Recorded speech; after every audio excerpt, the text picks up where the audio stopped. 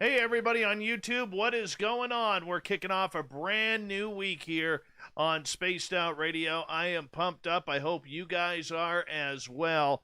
After the shit show we saw the last few days around North America, holy cow, we do not need.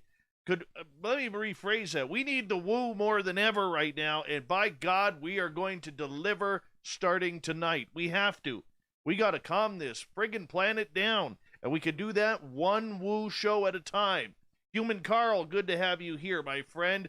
Everybody give a round of applause for Human Carl because he is a wonderful, wonderful veteran, and we love our veterans around here. Thank you for your service, Human Carl. Bigfoot, how you doing, man? Good to have you here. The awesome cat chaser, always a pleasure to have you here as well. By the way, Human Carl, thank you so much for that super chat. I really do appreciate it. Paul John Tavares, still no Stanley Cup for you, but we're glad you're here. Major Lee, thanks for coming on in. Blickster, good to have you here. Always a pleasure, man.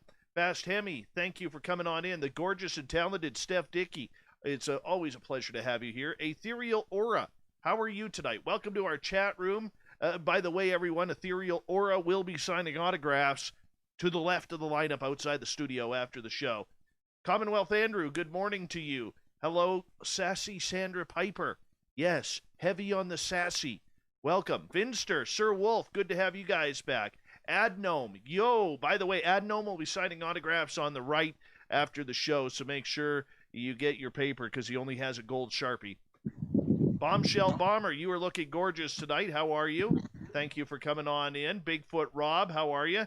John Swan, thank you for joining us. Showtime, it's always a pleasure to have you here. And Nick to the N, how are you, man? Good to have some BC company here with us tonight. Jenny, thank you for joining us. We love you. And Showtime, always a pleasure. I think I already said you, but that's okay. We could say it again. Tommy Lee Ireland, good to have you here. How's the drumming? Stirs Nevitt, thank you for joining us. Redheaded Lisa, always a pleasure. Chris Reap, thank you for the super chat as well. Good to have you back, and thank you for your continued support of this show. Donnie Roswell, sweet Donnie Roswell is here, everyone. Make sure you give him a wave. Hi, Jenny, again, because I just saw your name again. Let's see here. Who else do we got? The Philip Blair is here, everyone. The Philip Blair. Good to have you here, Philip. Thank you. Millennium, good to see you again. Worsley, where you been hiding lately, man? Haven't seen you in a while. But we're glad you're back, man. Thanks for joining us. 416, how is Ontario today? Remember, your Leafs haven't won a Stanley Cup since 1967.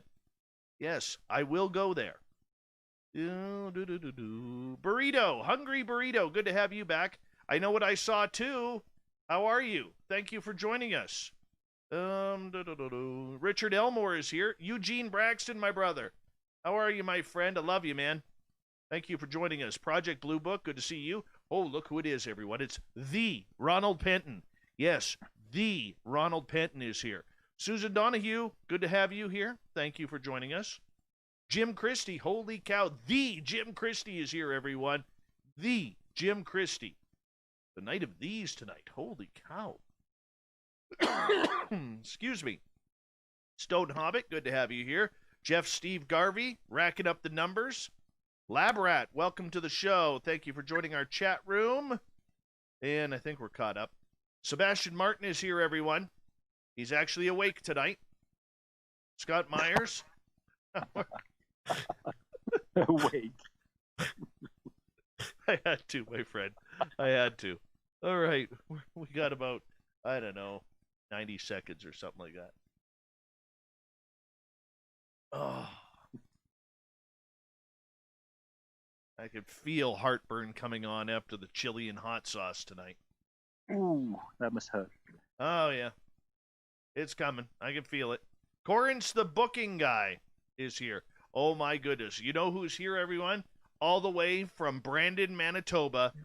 It is the lovely and talented Manitoba Becky. There she is, everyone. Give her a wave tonight because she is back and on track for a good show of woo tonight. Tiffany Weiss, you look lovely and talented tonight. Thank you for joining us. And, excuse me. I don't know. All right, we got about 40 seconds. A great way to support this show, everyone, is by hitting that thumbs up or thumbs down, hitting that subscribe button if you are brand new. And the super chat is open. Don't forget, you can do a little shopping at the SOR Vault. Go to facebook.com/the SOR Vault to grab your t-shirts, hoodies, ball caps today. We're going to be getting some new swag here very soon. I'm picking up some tomorrow, so it's going to be a lot of fun. Fabster, good to have you back, brother. And Jason Hotop, good to see you. We're good to go here in about 5 seconds, everyone. Let's have a great show. Sebastien Martin is our guest. Here we go.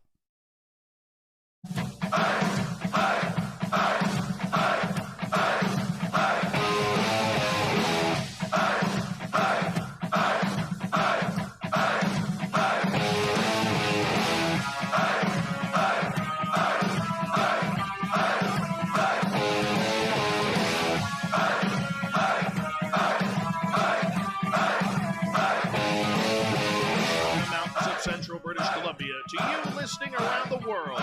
This, my friends, is Spaced Out Radio. I am your host, Dave Scott, sitting in the captain's chair of SOR headquarters. We welcome you to tonight's show on our terrestrial affiliates around North America, digitally on TalkStream Live, KPNL, and Revolution Radio. If you want to take a listen to our archives, they are free at youtube.com/Spaced Out Radio. Do me the favor, hit that subscribe button. Follow us on Twitter at Spaced Out Radio and on Instagram at Spaced Out Radio Show.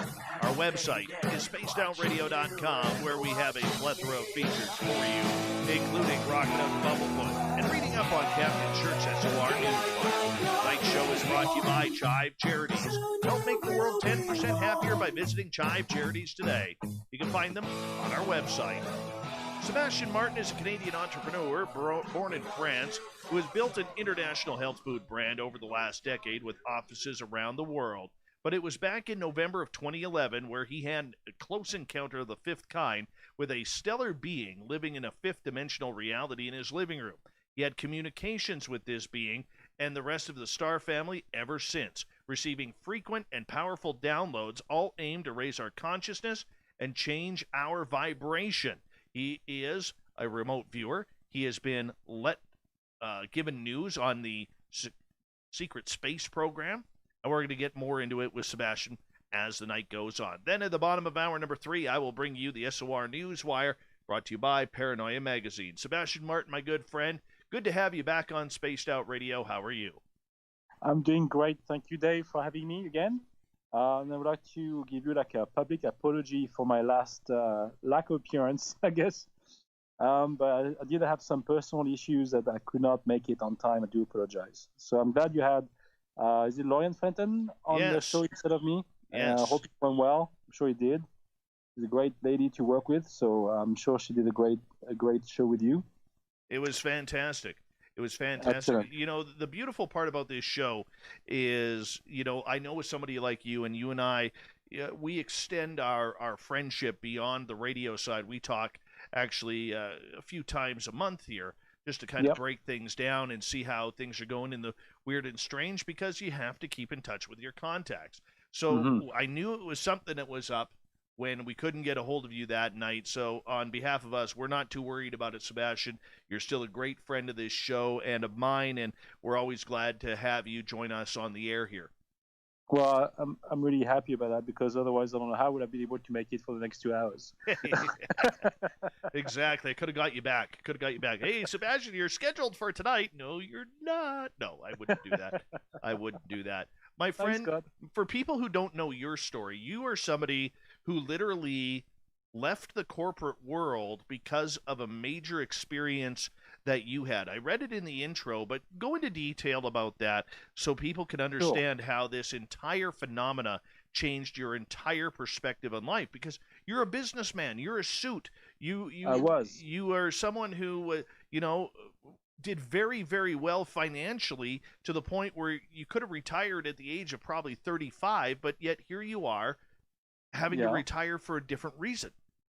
Right. Well, I mean, I kind of retired because I put the business for sale at the time in 2014. Sorry, I started the business in 2005, put it for sale in 2014, and that's because of, at the time, my wife was having some health issues, and we didn't really know what was going to happen. And so we put it for sale because at the time the business was growing, and we had to either put more collateral for the business using our house and more of the assets that we had, pretty much starting from scratch, or sell. And so we didn't want to take the risk, and so we sold everything. We kept, some shares in the business, some equity, but the majority of the business was sold to shareholders and directors in New York and Mexico. And I remained chairman of the board for 2 years. So in 2016, I basically decided to talk to my CEO at the time, because I resigned from the role of CEO when the business owners, the new business owners, took over. And I told her, I said, look, I'm basically going to be very open about my experiences. I had some UFO sightings, and I'm going to be doing some interviews talking about my experiences. And she said, yeah, it's probably best if you resign. So that was the decision that I had to make, was to either stay quiet about the whole thing and live a lie, or being very truthful about my experiences and living my life the way it should be. And so I had an encounter in 2011, and basically for like 5 years, I kept it quiet in the business world. I never shared it with anyone. I had some very strange experiences, obviously, as time went by, and I wrote it in a book, and I did many interviews on the topic. We talked about it together. But at the time, it was still pretty, weird for me to combine that with the business, and sharing it with shareholders, or even my CEO, who was like an MBA type of person, and was not really that open to the topic. And but I had to be honest. And since I could not combine the two as chairman of the board, and someone who would be going on interviews on on radio shows and these sort of things, I decided to resign. I still remain director, because that's the role that they could not remove from me. But I became kind of a silent partner, let's say, because I'm still involved in the business today, but it's more like on board meetings and these sort of things. I'm not part of the day-to-day anymore. I'm still active in that sense, and I did retire at 35, but that was basically just a choice for me to share, my information with the public. I didn't have to, but I basically shared what I wanted to share at the time. And if I had nothing to share, then there's nothing to share, and then that's pretty much it. I'm not running after the hype of the entertainment. This is what people do in the entertainment industry and the consciousness movement. This is filled with people who are basically chasing that next topic, that next theme to talk about on, basically, radio shows and, conferences and these sort of things. And that's on me.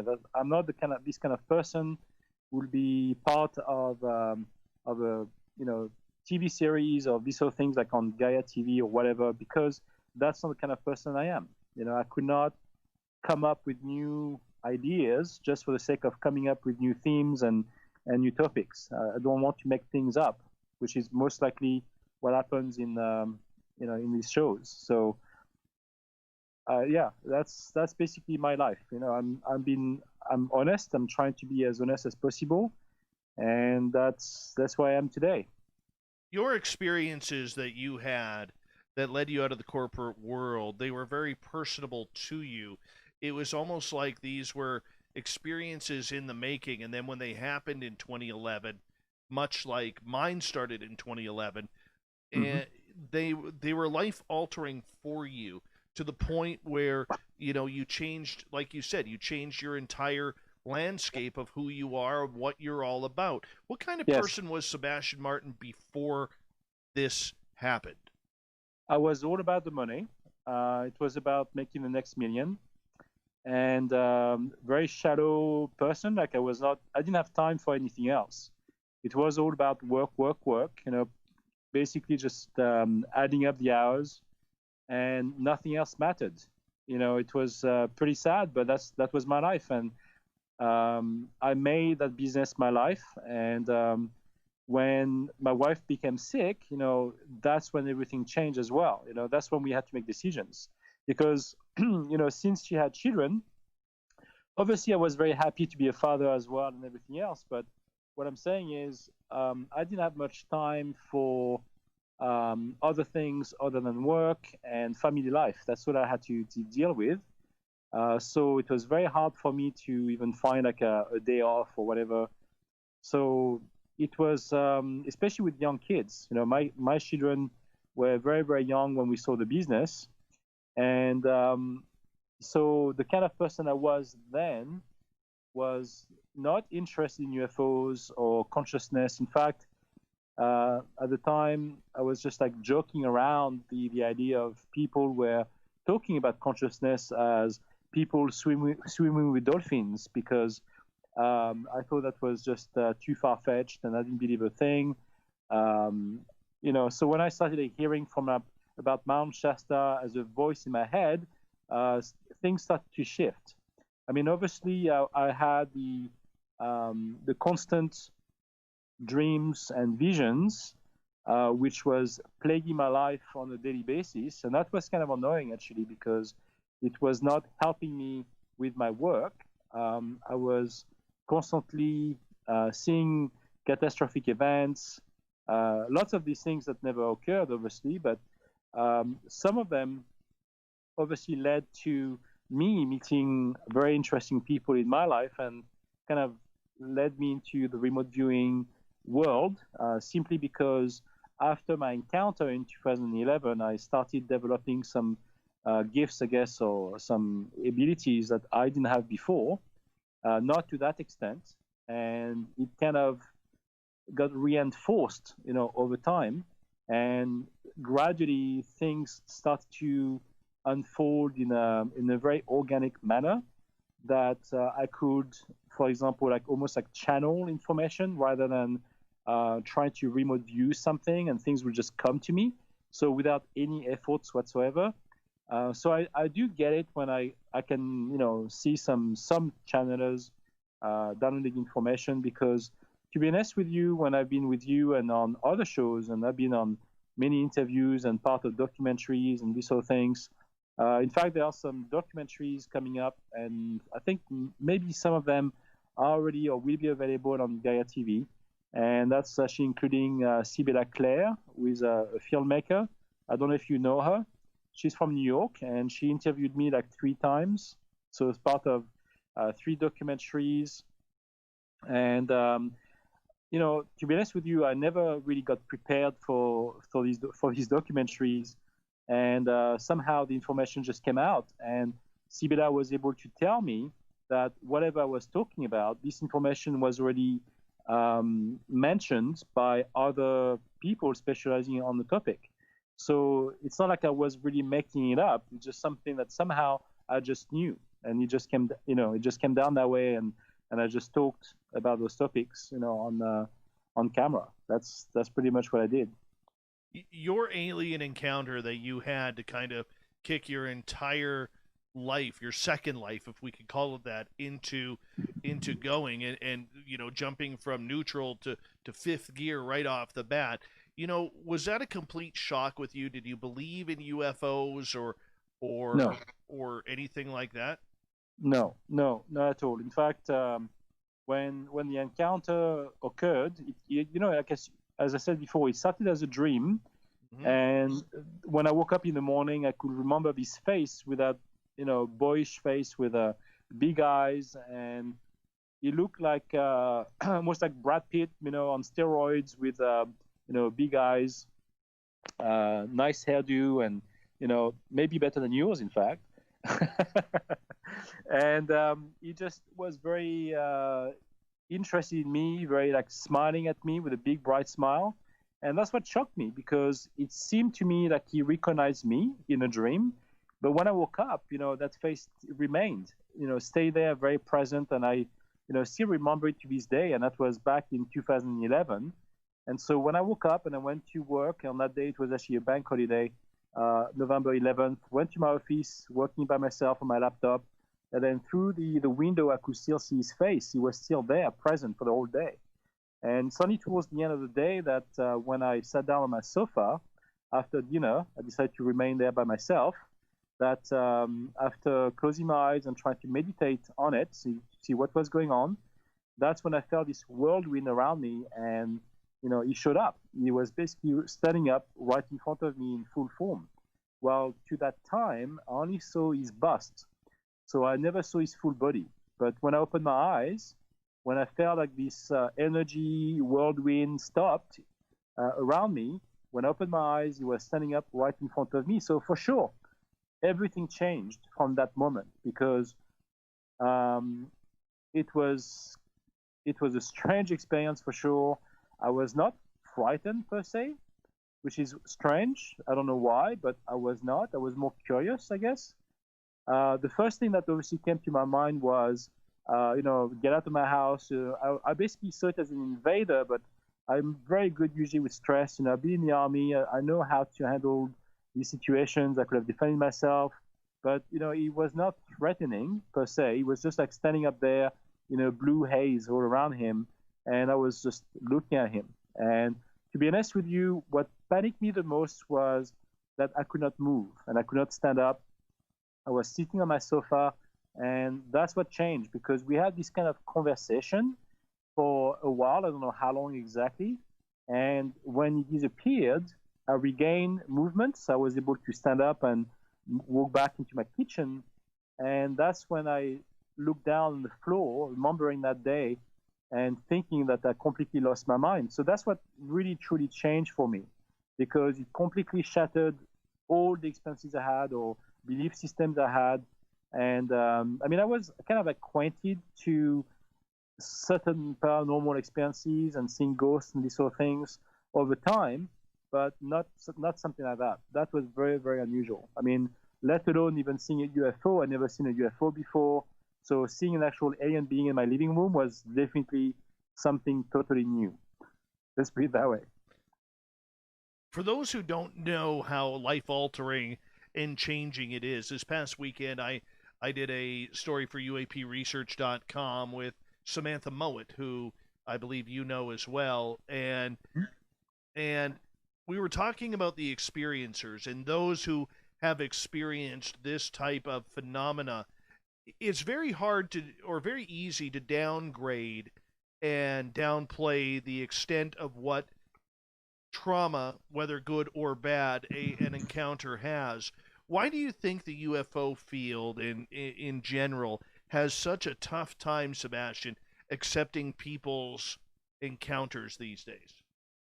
Well, I think it's not so much that. I think it's that they have a certain belief system that if you have a traumatic experience, then that's more valid than a blissful experience that should be, positive, which is kind of wrong. There are certain people in the field who are praising that, and I'm completely dead against it. I think the experience doesn't have to be like traumatic to the extent of like a bad alien abduction where people are, feeling raped or, degraded in some manner, or, just having their uterus removed or whatever it is.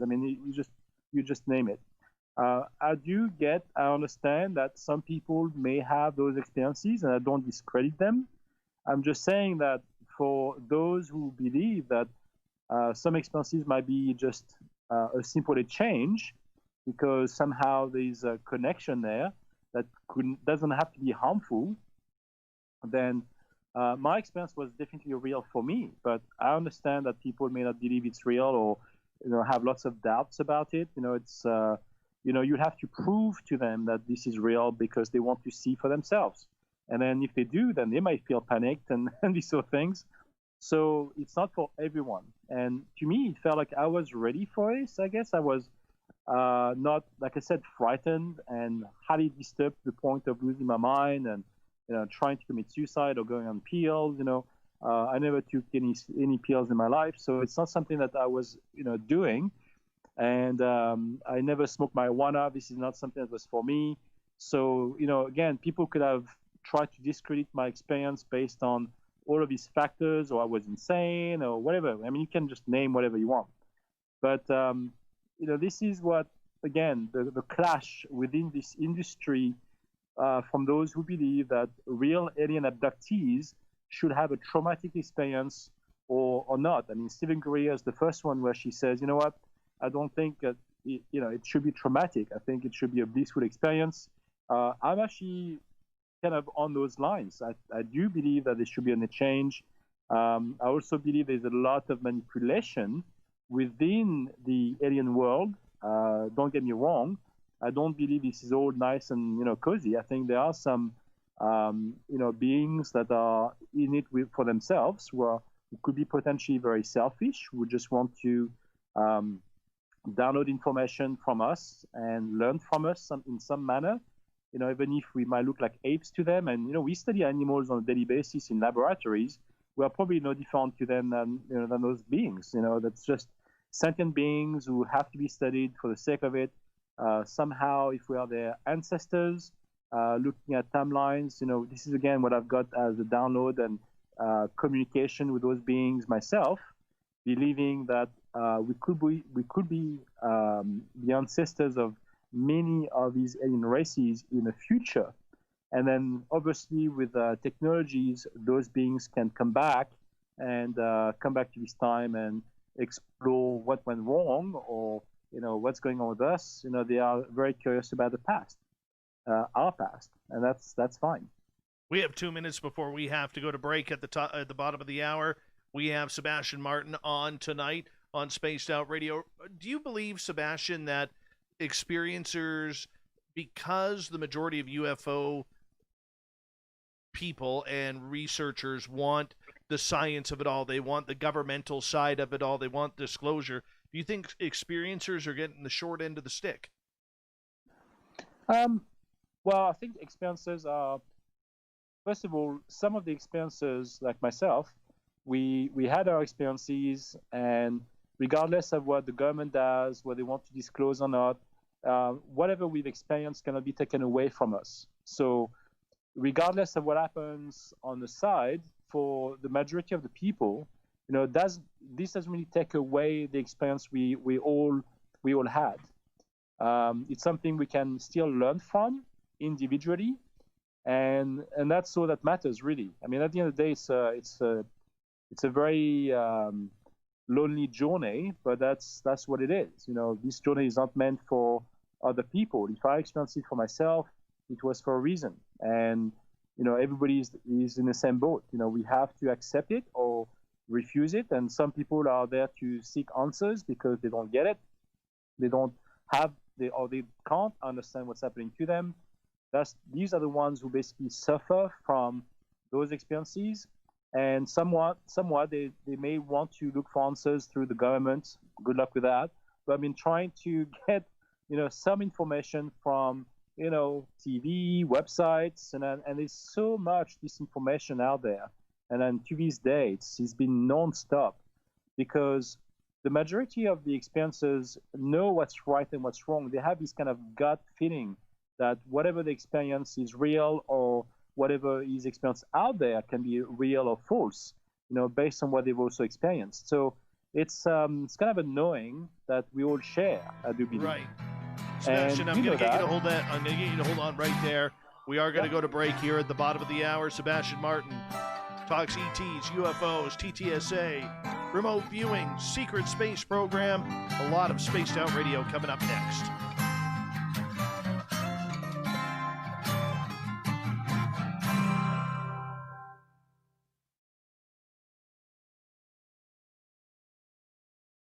Hello. Okay, we're clear.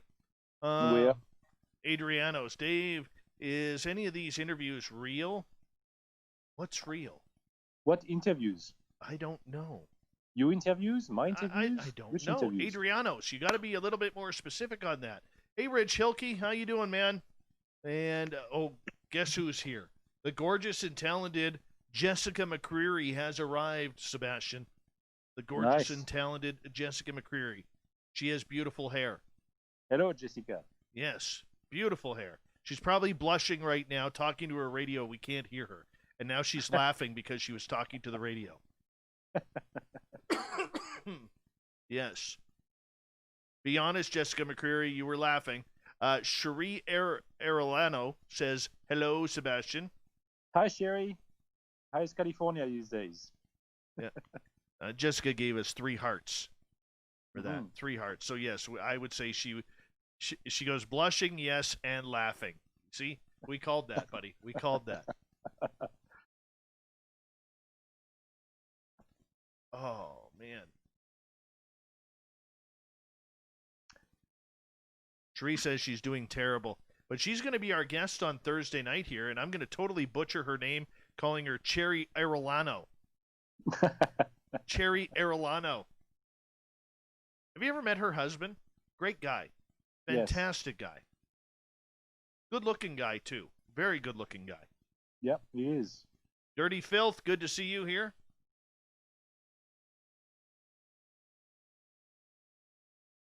I got myself a stress ball for Christmas. And I'll tell you, this thing feels great. It looks like what my dog would love to have. Yeah.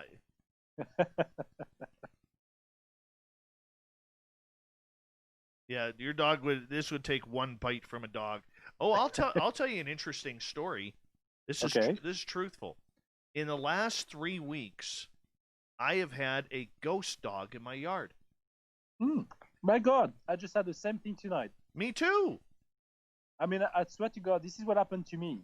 I was putting my sheep away. I've got like 11 sheep and some goats. Yeah. And I put them away. I bring them in with some grains. Uh-huh. And they're usually like standing outside, calling me in, just like. And then actually tonight was late, and I just realized they were still outside. So I went in with some grains, and I could see them outside. And as they were all rushing into the barn, because obviously I had the grains in my hand, in a few totes and stuff and buckets, and I could see this like white shape in the background, and it just like ran away instead of going in. And it was pretty large. It looked probably bigger than the sheep. And so I went inside, in the back of my head thinking, oh, it's probably a sheep, and one of those that would don't want to go back inside the barn. So I basically like put the buckets on the ground, and then I went outside looking for that lost sheep who was remaining outside to call her in. And there was nothing. So I went back in, and I just counted all the sheep I had, and they were all there. Weird. Well, so I basically like shut the door, and then I left. Yeah. And I just realized if it was like a cougar or something, the sheep would have been like frantic. They would have been crazy. Yes. But they were not doing anything. They were perfectly fine. So it looks like there was something amongst them that was not frightening. Yeah. But it was big. And let's see, like we ran away as soon as I arrived there. We don't have like wild dogs per se really like now.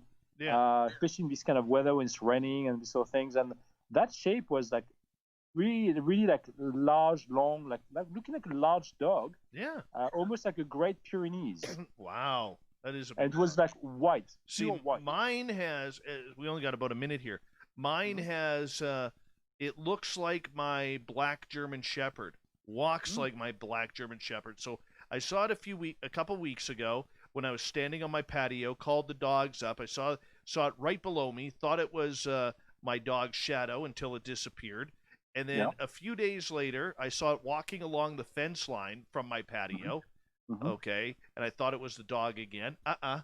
And then tonight, my dogs were down, and my driveway is kind of sloped, and I have some trees that separate mine and my neighbor's yard.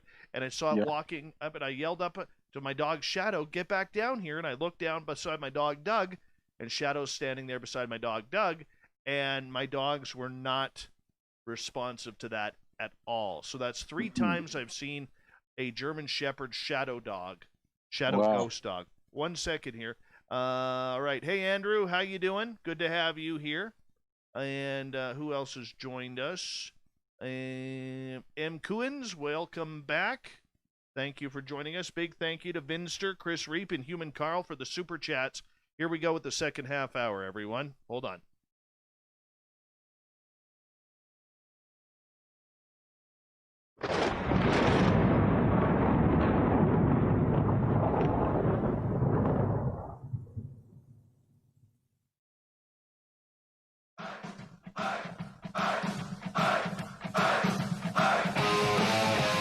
Second half hour of Spaced Out Radio is now underway. Thank you for joining us. My name is Dave Scott. We appreciate you taking the time to tune us on in. I want to remind you that if you've missed portions of this show or others, check out our free archives by going to youtube.com/Spaced Out Radio. Do me the favor, hit that subscribe button. Our website is spacedoutradio.com, where we have a plethora of features for you, including rocking out to Bumblefoot and reading up on Captain Shirk's SOR Newswire. Follow us on Twitter at Spaced Out Radio and on Instagram at Spaced Out Radio Show. We continue on with remote viewer, UFO experiencer, ET experiencer, author Sebastien Martin is back. Sebastien, welcome back. Thank you, Dave. Now, I know you wanted to touch on the recent changes earlier, late last year and now going into this year to the Stars Academy, where Luis Elizondo, Chris Mellon, and Steve Justice all departed, and now we still haven't to this day heard anything from the TTSA regarding these departures. Are you surprised by this? Not at all. In fact, it kind of follows suits with what I've heard from the SSP people and government level. It makes total sense to me. In fact, it was kind of the right move because what's happening right now is, with the Trump administration and all the big kerfuffle in the politics, there was so much going on that basically some of the top officials in those programs believe that there was too much chaos going on that was not stabilizing all of these agencies together. And so there was like major clashes within the administrations. And so like people departed, people got fired, it was just such a mess. I mean, I'm just talking about logistics here. And, at the end, the disclosure events of UFO disclosure that was supposed to be happening in 2020 is not going to happen because of all of these movements of disturbances that occurred in the political realm. And that's it's been pretty damaging to many of these organizations and associations that were trying to help out with the disclosure. And I think, again, based on the pressure that those people had in the entertainment industry and the consciousness movement, which is, largely about that, has, suffered the consequences of that. And so the people, the serious people with information, said enough of this. We're not going to try to, come up with false information here. We have real information, but enough of the bullshit, enough of the entertainment aspect, and let's try to be real. And that's why now there's a major clash between those who basically want to entertain, like the singer B-52, whatever it's called, and basically the people in the entertainment industry. Like you have Corey Good with his comic books and comic things, whatever he's doing, and suing everybody in the consciousness movement. So you have all of these people, who are basically trying to hang on to the old consciousness movement that used to exist, and the new one that's going to be emerging from that clash, that's going to be creating more of a cleaner, purer, information database and organizations that will be established by the same people who are now departing these locations like TTSA and all of that, because they believe that this is it can't go on the way it is. It's not about the History Channel. It's not about entertaining, people. It's about providing real information to help humanity, and not so much to sell the next book or sell the next show on TV. Okay, so the fact that we can pretty much cancel any type of disclosure right now, okay, because of the political unrest, because of the group splitting up. How does TTSA resolve itself and rebuild itself? Because when you lose your two top members in Mhm. Chris Mellon and Lou Elizondo, I mean, we have to forget. I mean, or we cannot forget that they are a business after all. And when you lose two key Yeah, parts of your business, you have to yeah, refocus pretty darn quick if you want it to succeed. yeah. TTSA will most likely disappear in oblivion. I don't believe they will just remain. If they do, it's just simply going to be based on entertainment and false information. I mean, I don't want to say false information, but I don't want to be sued for anything. I'm just saying the real informations from people in government won't be going to TTSA anymore. I don't believe. I think, in my opinion, the people who used to work for those agencies are leaving with that information, with their contacts. They want to establish something different, and they did say that. Like Luis Elizondo said that, Chris Mellon will follow. They're going to be creating something bigger, more impactful, that would be less based on entertainment and more about real data coming from the Pentagon, something that would be making more like national news on a regular basis. We're going to be seeing more of that in the future, and it's definitely going to be a bit more serious than what it used to be. That's what I'm seeing. That's what I've been hearing. So I'm hoping for the best, but I don't believe this is going to happen. I would say like in the next 6 months, but it's definitely going to be happening in the next year. Okay, so the fact is though they still have some very big key players, whether it's Hal Puthoff, whether it's Jim Semivan, whether Mm-hmm. it's other scientists that are involved, even ones that were behind the scenes. You know, my Mm-hmm. biggest complaint probably with TTSA, and I had many, but probably the biggest one that I had was the fact that they really went out of their way to alienate themselves, pun intended, from the UFO community. I think Right. I think this is a good time for them, if they wanted to, would be to rebrand themselves as the cause for the people. Because MUFON isn't doing it. They haven't made Mm-hmm. any changes since Jan Harzan was called out and arrested for trying to pick up a 13-year-old girl, which is Mm-hmm. disgusting. But Mm-hmm. there's nobody really who has stepped up to the game saying we want to take control of this and we want leadership. I think they have a real chance of doing that, but somehow I don't think they're going to do that, and that is get involved with the UFO community.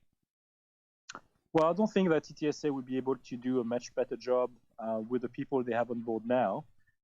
If it's not about entertainment, I mean, Al Puthoff is not getting any younger. You got all of these people now who are basically. To be honest with you, I believe, and again, I'm not involved in any of these businesses, and I'm not politically biased or in any way. I'm just trying to give you my direct opinion based on what I know, and I think that they will be struggling with the right amount of information to. I mean, I don't know exactly what will be coming their way once those guys are leaving or they already left, but I don't think they will be left with much to deal with, down the line. So renewing themselves might be very, very difficult if you just have the entertainment aspect to use, which obviously was the main reason why those guys left in the first place, because they want to become more of a platform for entertaining the public, not so much informing them, but entertaining them, because that's what sells.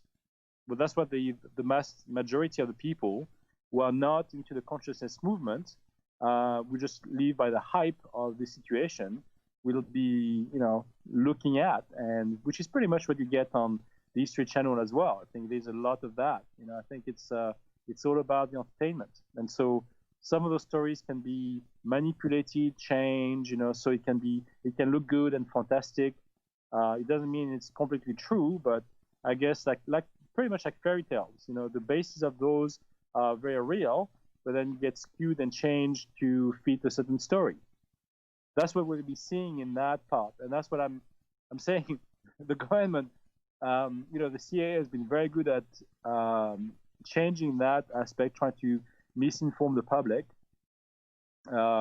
And we're going to be seeing more of that directly from the consciousness movement, because they're going to be like holding onto straws and trying to just make it happen, because that's their way of survival. They want to survive and make the movement still exist. And I don't know. I mean, with what? With downloads, with channeling information. I mean, it's sure you can have some of that, but I don't think TTSA is all about that. I think they just want to have real footage, and are they ever going to be able to see that coming their way, down the line? I don't know. I don't think so. I don't think so either. It's going to be interesting to see where it goes. But as for the field of ufology, as we have focused more on the disclosure aspect and the technological side of everything, in your opinion, what are we missing today from ufology? Oh God, what we are missing in terms of ufology, I think what we're missing is not just like the belief component. I think people do tend to believe. It's more about trying to trust themselves, because all I can see, like you've seen that with those statues, or those monuments erected all around the world. Yeah. With aluminum and metal, sheets and all of that. All of that it's definitely like get up towards a false prophet movement idea. Like people are grasping on like, a deity of some sort that's out there, and they're trying to say, oh, maybe they're just here to pick us up, and they're just desperate. People are just desperate. They want change, and that's what I'm seeing within the consciousness movement as well. And you can see a lot of that. It's called desperation. And that's pretty sad, because, that's when people can be easily manipulated in those times. And, with COVID and all these things that are currently happening, more and more people are just looking for answers and for some solutions. And, if they don't rely on vaccines, they want to rely on some kind of alien being that will come over and cleanse the whole planet from all the trauma and the drama that happens right now. But it's not going to happen. It's not going to be like the salvation bell that people are expecting. It's not that. There are plans already in place for humanity, and it doesn't include, cleansing the viruses that have been created by man or not, for the betterment of humanity. It's all about trying to fit in within that space and trying to make dues with it. So, if it's about adapting to the situation, most likely that's exactly what the aliens are looking for. They want us to adapt to any situation, because we're pretty resilient as a human race. We can adapt.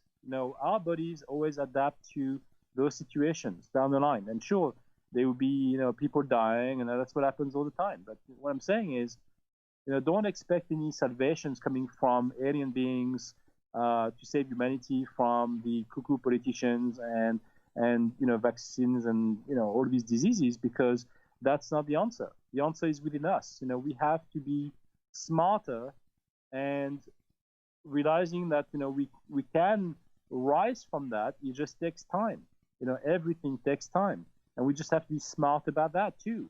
We can't just be taking stupid risks, and we just have to ride the wave and see what happens.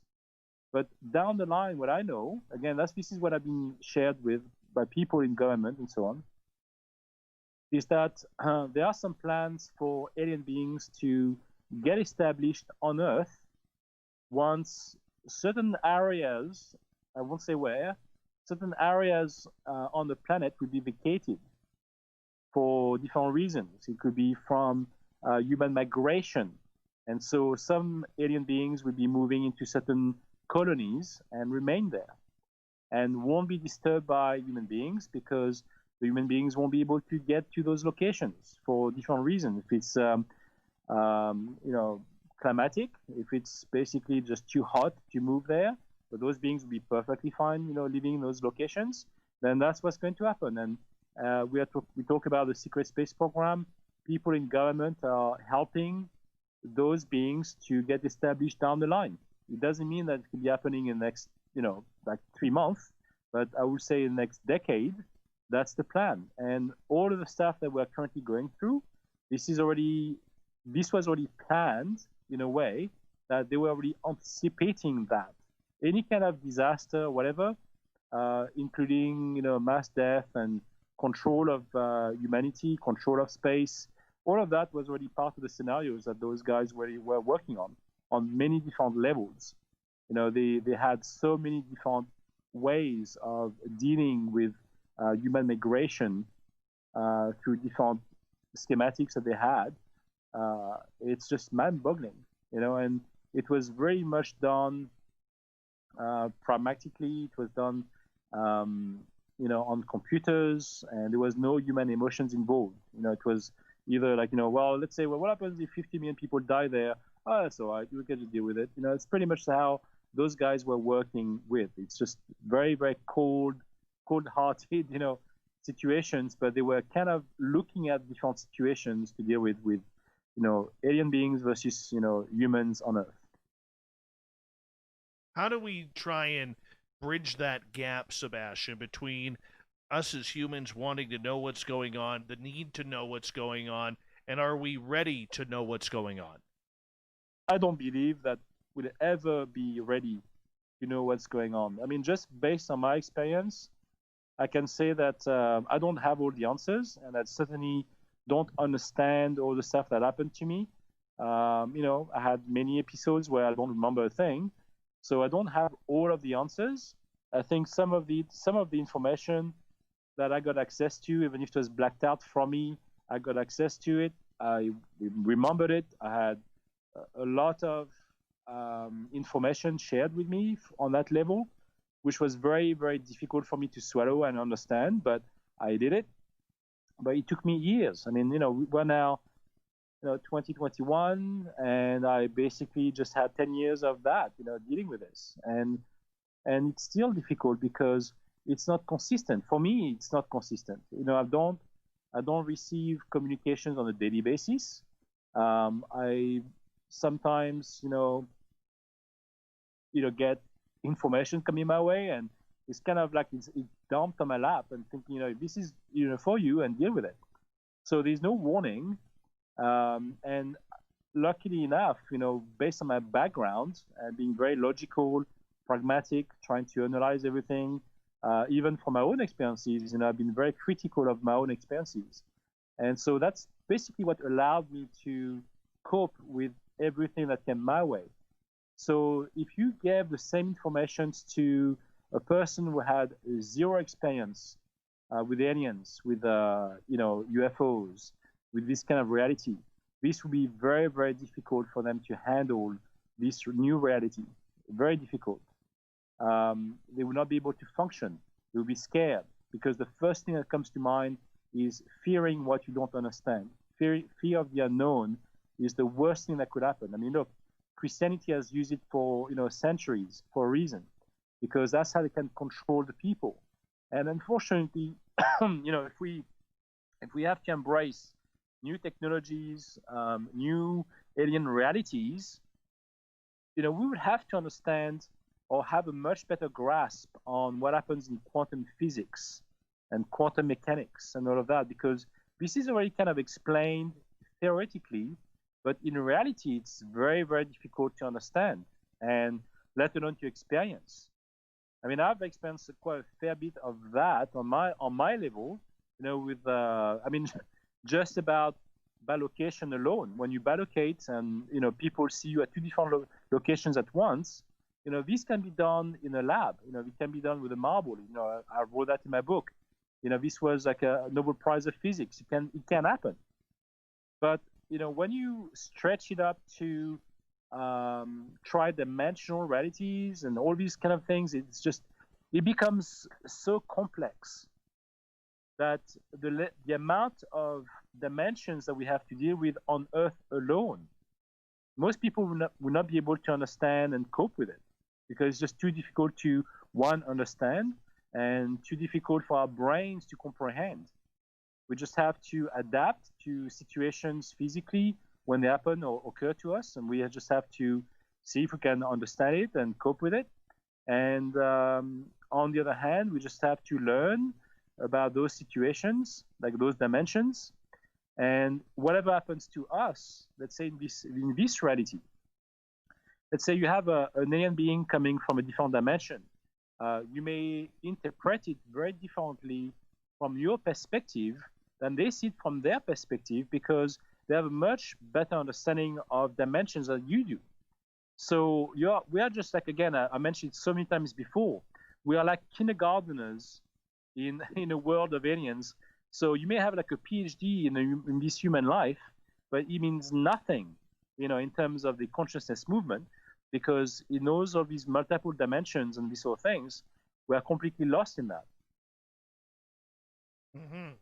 Okay, so as we got about 3 minutes to go here before we got to go to break at the top of the hour, do you believe humanity on a whole, with 7.8 billion people on this planet, are ready for any type of ET disclosure? To some extent, yes. I think, we can accept certain realities, like the presence of UFOs from outer space is being drawn into media for the last years. So I think they all accepted it as reality. The Vatican mentioned it.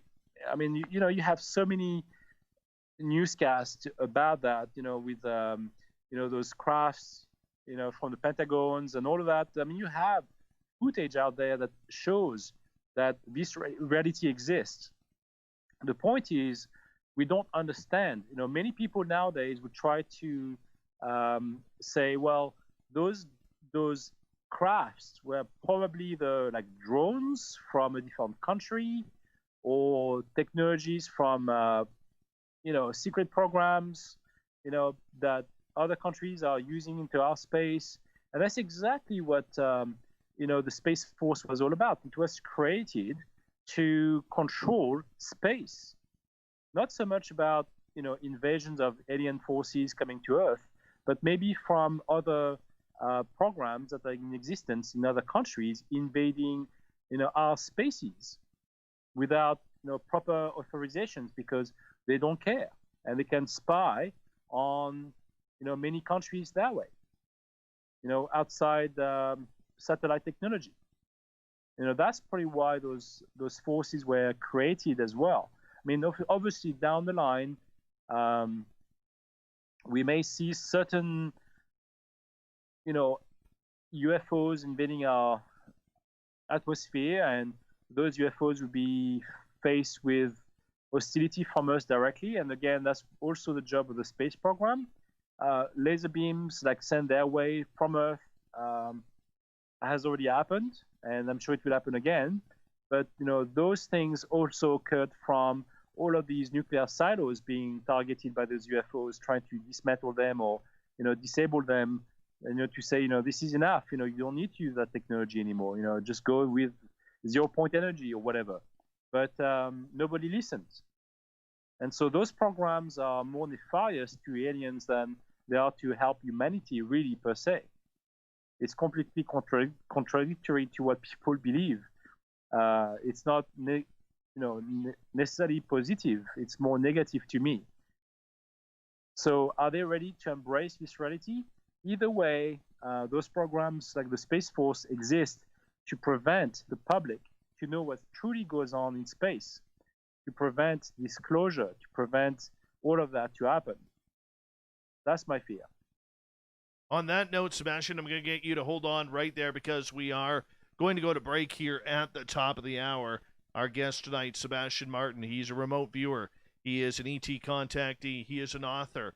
He is somebody who has deep contacts within the remote viewing and governmental communities when it comes to UFOs, extraterrestrials, and the secrets behind them. We're going to dig into more of this and get into the secret space program with Sebastien Martin in hour number 2 of Spaced Out Radio. So do yourself a favor and hold on tight.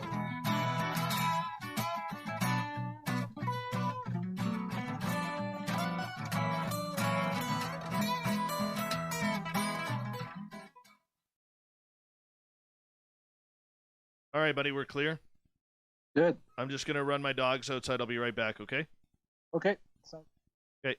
And we have some cool swag for you to pick up. All you have to do is head over to our website and click on the SOO call. You'll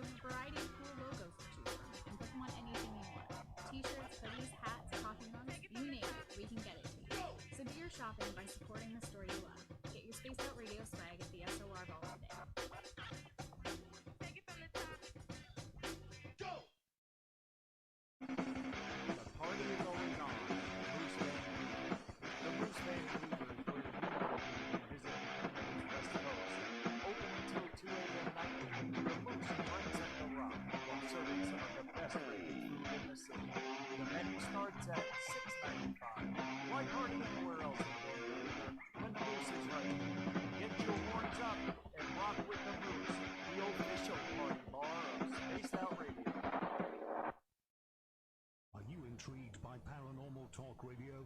You'll love the new Paranormal radio app from TalkStream Live. Find a great selection of talk shows covering UFOs, ghosts, strange phenomena, and much more. Download the Paranormal radio app now. Start listening to the very best in paranormal talk entertainment, including the network you're listening to right now, the Paranormal radio app. Free in Google Play and the iOS App Store. Hi, I'm Amber Beckrud. I want to invite you to subscribe to our YouTube channel where we store all of the SOR show archives for free. And as an added bonus, every 2 weeks I'm posting brand new content on Cryptid Tales, where I will get into some of the spookier legends and folklore from around the world and tell the stories that go with them. Find us at youtube.com/spacedoutradio and check out Cryptid Tales today. Drop a comment and let me know what you want to hear. There. I'm feeling a little spicy tonight. What to do? What to do? Why not get Bumblefuck? 4 million Scoville units of pure hard rock. Bumblefoot hot sauces come in 3 flavors. The burning Bumble. Tone it down a bit with Bumblicious and throw the sauce on everything. Spice it up. Bumble me, baby. Bumblefoot hot sauce. Get it today at kajans.com. We all know on Spaced Out Radio we love a good beard and mustache, so why not take care of your facial hair with Mighty Moose Beard Oil? Made in Canada, we're taking care of beards and mustaches around the world. We use 100% natural ingredients with our oils and balms to make your whiskers feel silky smooth. Use promo code SOR2019 at MightyMooseBeard.com today.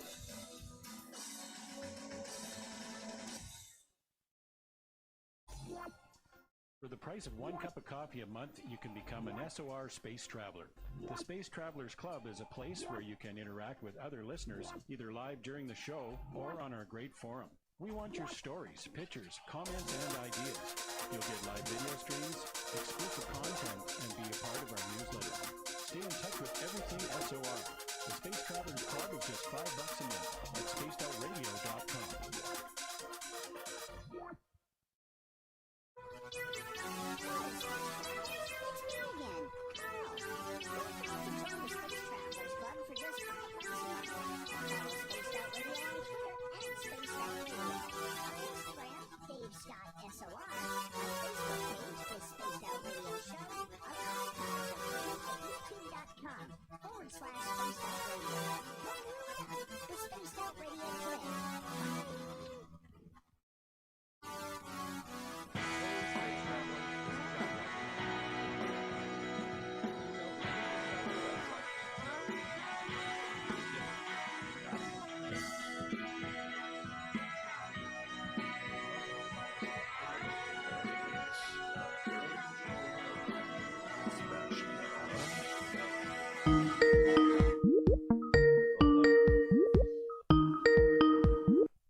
There you go. Hey, buddy, how are you? All right, we got you. We've got about... We're back on. Yeah, we only got about 2 minutes here. Okay. Hello, Eric with a K. Welcome back to your 4th favorite show. Number 4. We're number 4. No, I did say like number 1. No, Eric with a K just teases like that, but we are number 4 in his realm. Oh. He even marked it today because TalkStream Live came out with their ratings for the year, and they had us projected really low, which I don't really care about anyways. But he's like, no, they should be number 4. I thought, well, look at that. Look at that euphemism right there. Look at that euphemism right there. So, who else do we got here? Who else is new? $5,900. Welcome to the chat room here. We are working on the audio for Spreaker. I didn't have a chance to meet up with Chuck this weekend, my audio guy, but it is something that we are knowing about, and we will get it dealt with hopefully here very soon, probably this week. Hello, Trust Divine Mercy. Welcome back. And we're about 45 seconds away. Who else has joined us late here? Maverick LSC, welcome to our chat room. Thank you for joining us. I think we're good. Big shout out to Vinster, Chris Reap, and Human Carl for the super chats tonight.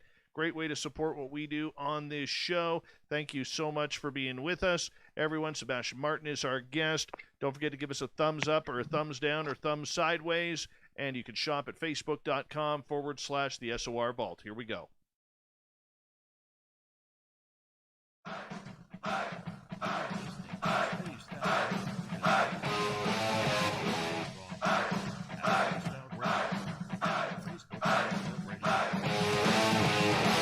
Hour number 2 on Spaced Out Radio is now underway. Thank you so much for taking the time to tune us on in wherever you are in this great land we call North America.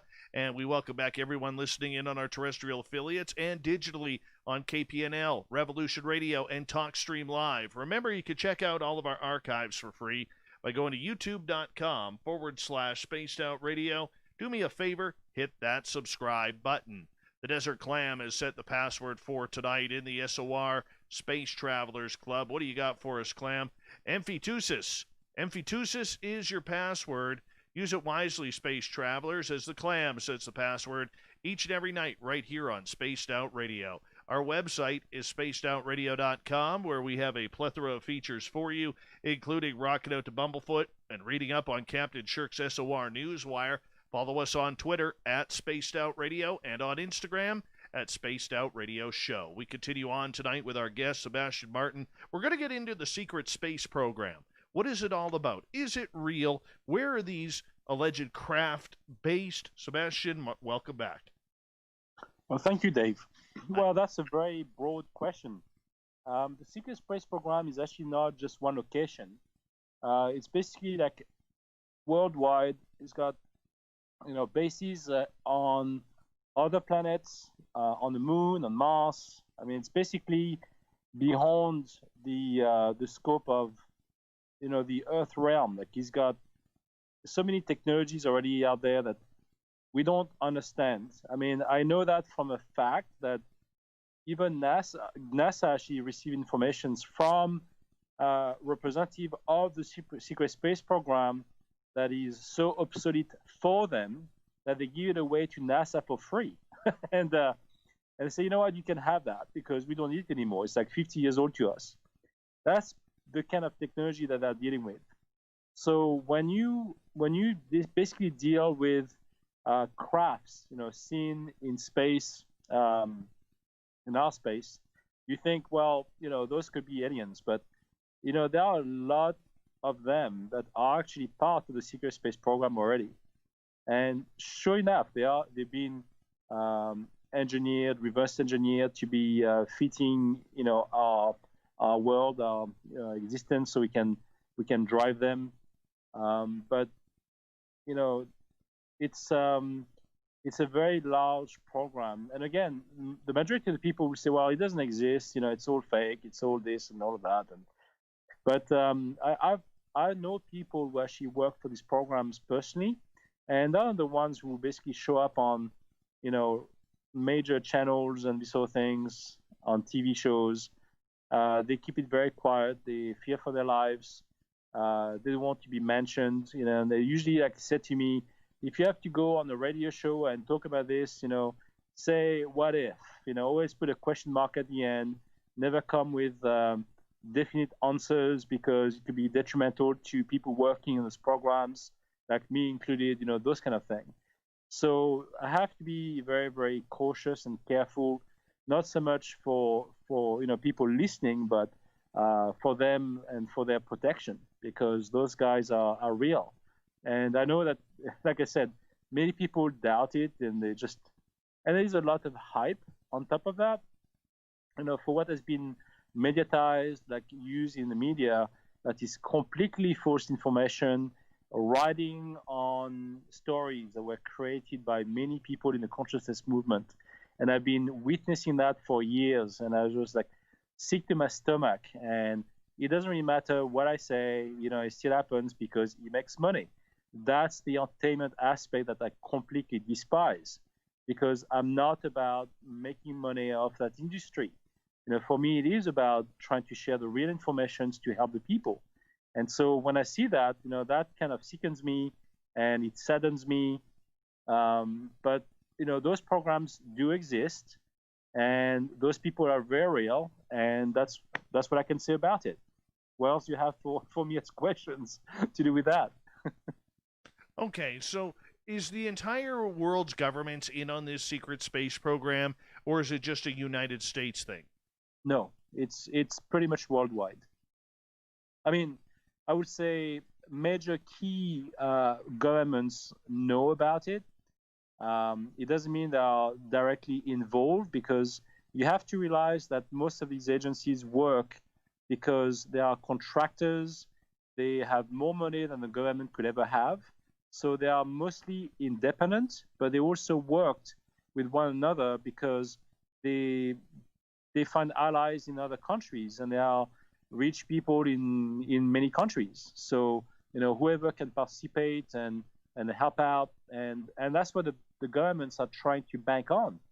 They want to receive contracts from those people, for certain technologies that they want to put their hands on, and so some of that is being given, to them at a cost, but they won't give it away for free, because that's how they make their money.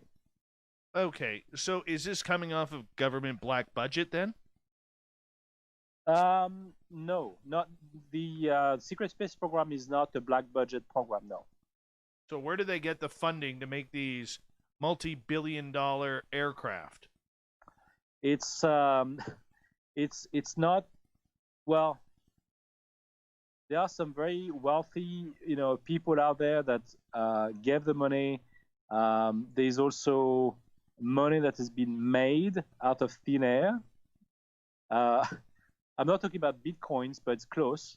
And you basically have those dark programs that try to bank on the secret space program to get the technologies from them, and they do have money, to pay for such technology, and this is not approved by Congress. So you have different schemes that are being developed by those shadow governments in the drug trade. As you know, you have deals in gold, trading diamonds, like in the mines, like in Africa. All of that. It's happening on a regular basis, and you have all the Emirates and all the princes in various basically governments, like around, like especially like Dubai. So all of these people have money, and you can imagine that all of these representatives already have a base there. They are well established in those places, and they do deals to create companies and trade like insane money on a daily or weekly basis to pay for those technologies. It's not about buying food. It's not about trying to ward off the next recession. It's all about technology, and it's about ownership. It's about fighting against the next big country that may have this technology before them. It's competition. It's a business world as well. And you also have to realize that those programs, those people working in secret space programs, while some of them, again, so it's very fragmented, because you have certain people who used to work for the government, let's say for the Pentagon or whatever. In other countries, like in Australia, you have people who work for the Navy, who ended up working for those programs. And the transitions for them, for those people working for the Navy, for example, and then ending up in those programs, sometimes the transition is so smooth, they still believe they work for the Navy because they don't know any better. They are still being paid. They still believe that they work for the good guys or whatever. And then, things are being shifted so smoothly that they don't have a clue who pays them. But they still do their job because they are followers. They are, basically respecting the orders that are given to them from people working sometimes within the same units as they are. And this is how all of these government agencies are being infiltrated by those people in very high-level government agencies.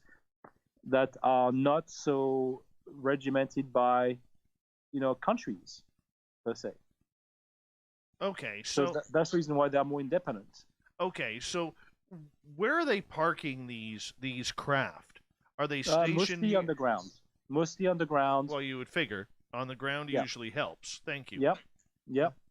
Thank you. I appreciate that.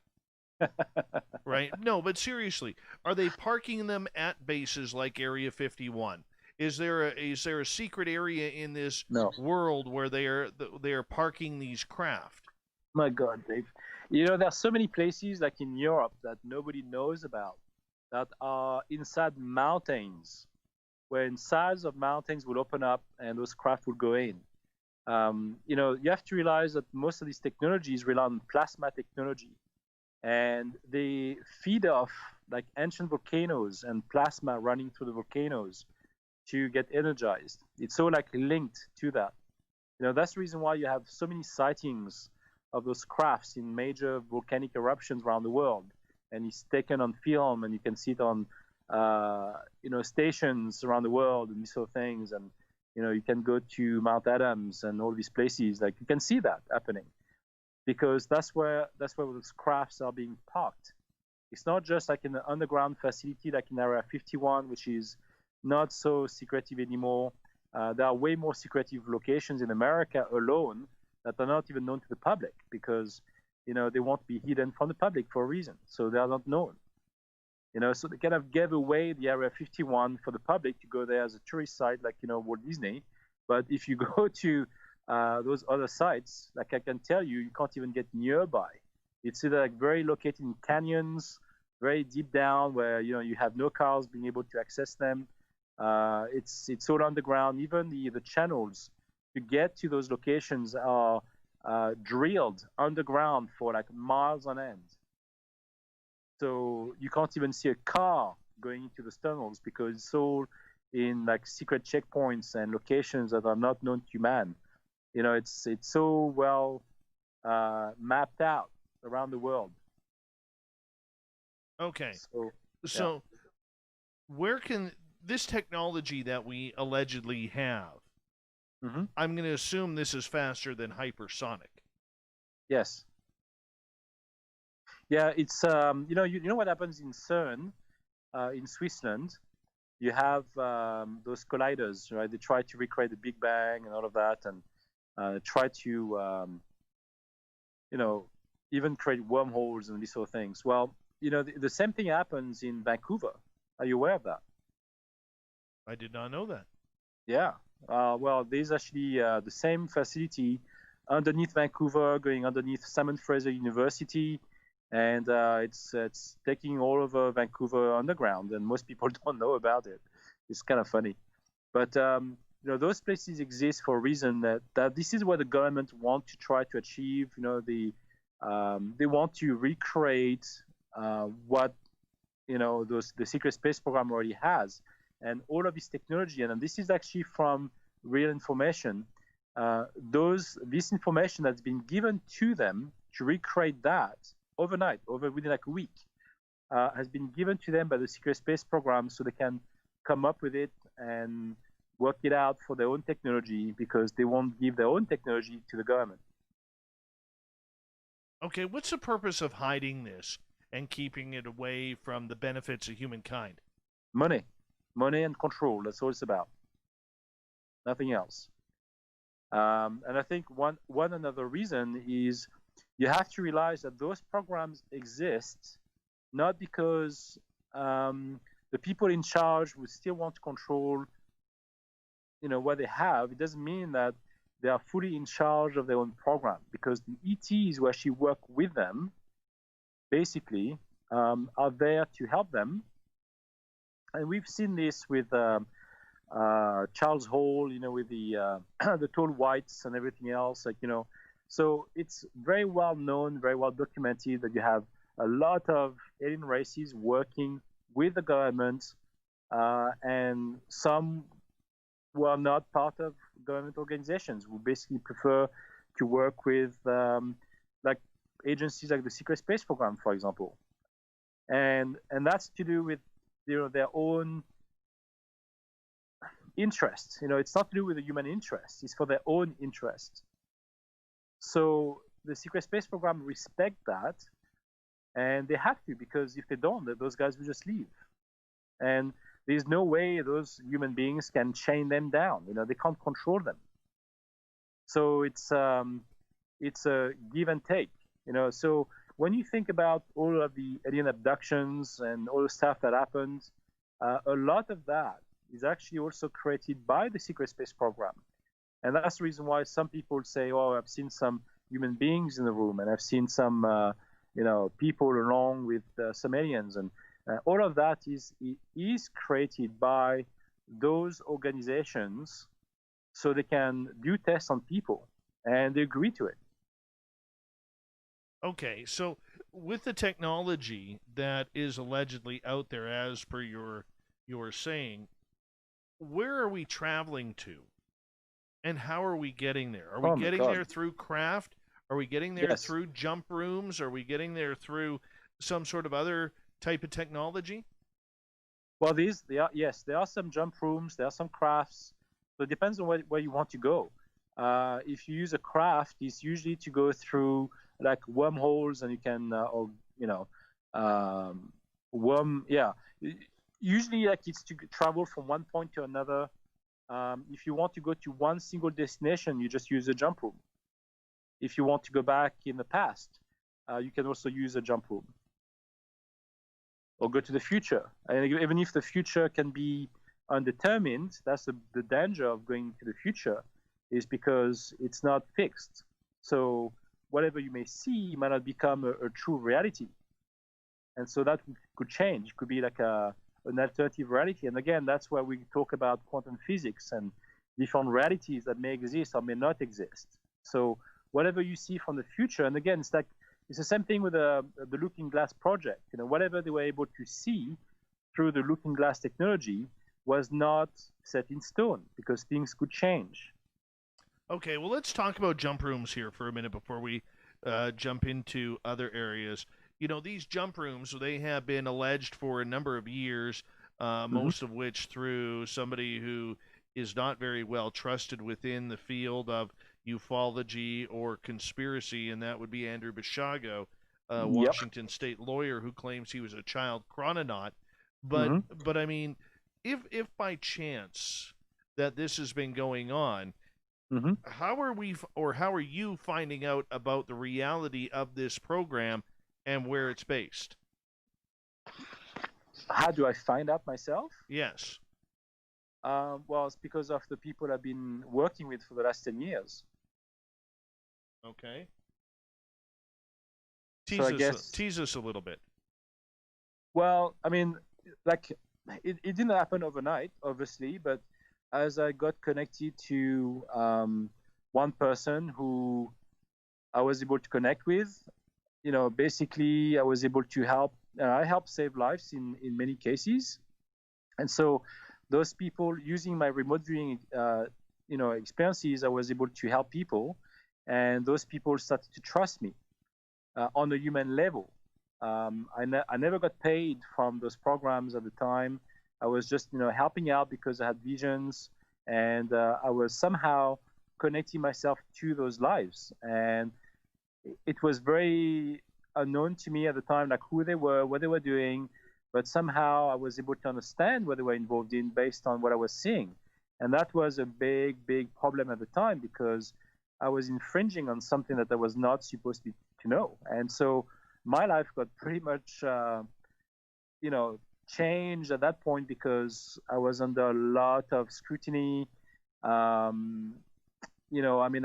won't say all the details, but I went under a lot of stress at the time for many reasons, because I was being tested. And I guess when I passed the test, I guess I survived everything. I was able to help more people. And that's how, knowing from one person to another, like when you know that those guys know each other, that's when you can confirm things. If you just rely on one individual, for like Andrew Basiago, you mentioned, if you just ask him one piece of information, he will talk to you about jump rooms. You trust his testimony, you believe him, whatever it is. Well, that's your belief against his. But then if you have two people or three people who have basically know each other within government agencies, work each other, like, if you look at Chris Mellon, you have those people who have those backgrounds, who have stories to share, and you talk to them, and then all of a sudden it becomes clearer, because you will think, why would these people want to lie? Is it to still serve the agenda of an agency? But then at the same time, based on my information and what I'm able to gather and tap onto, like, I'm able to detect certain things and lies, and I'm very honest with the information I'm usually receiving, and therefore I'm using it to help people. So if they try to lie to me, I will know. And so when you have more than one person sharing the same information, that's when it becomes more interesting to me, because I can validate it. Now, I can't say the same thing for Andrew Basiago, because I don't know who his contacts are. I know he's got his own experience, but I personally never was able to connect to that experience personally. That's what I could say. I'm sure there are some other people who will be supportive of him and can like him, but that's not my experience. Okay, so with these jump rooms, what are they being used for? Well, like I already said, it's usually like to jump from one location to another. Well, I understand that, but are they used for jumping for military purposes? Are they being used for other types of purposes? Usually, it's usually for military purposes and for secret space program people. So to go from one location to another one, so let's say to go from one base to another, they won't have to use craft. They can just like send. Sometimes you have to realize those jump rooms could be fairly big. A rocket could not even take some of the equipment that those jump rooms can handle.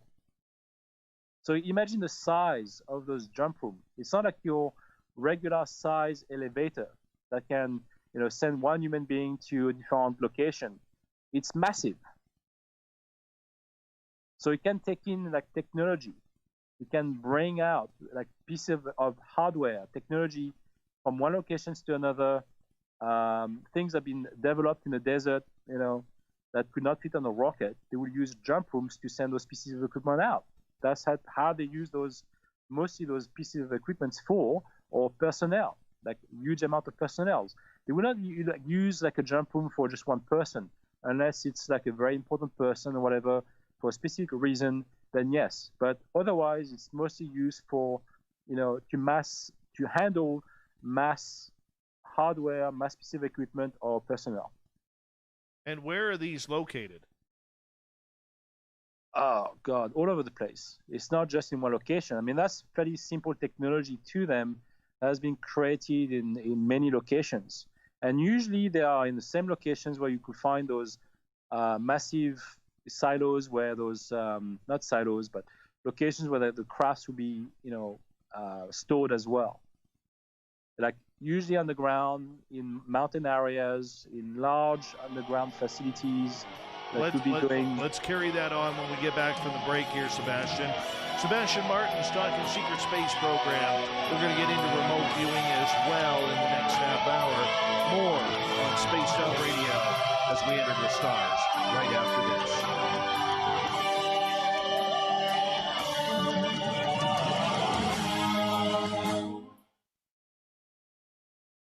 It's good stuff, man. Good stuff. You're welcome. You got very good questions. You really got better over the years. I should hope so. I should hope so. I'm just challenging you more. I love it. Mm-hmm. I'm just trying to be a nice guy around here, and God willing.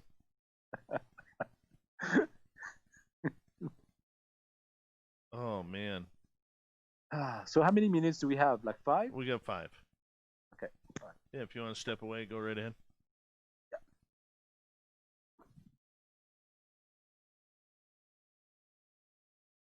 Thank you, Liz. Lizzie Pooh. Thank you.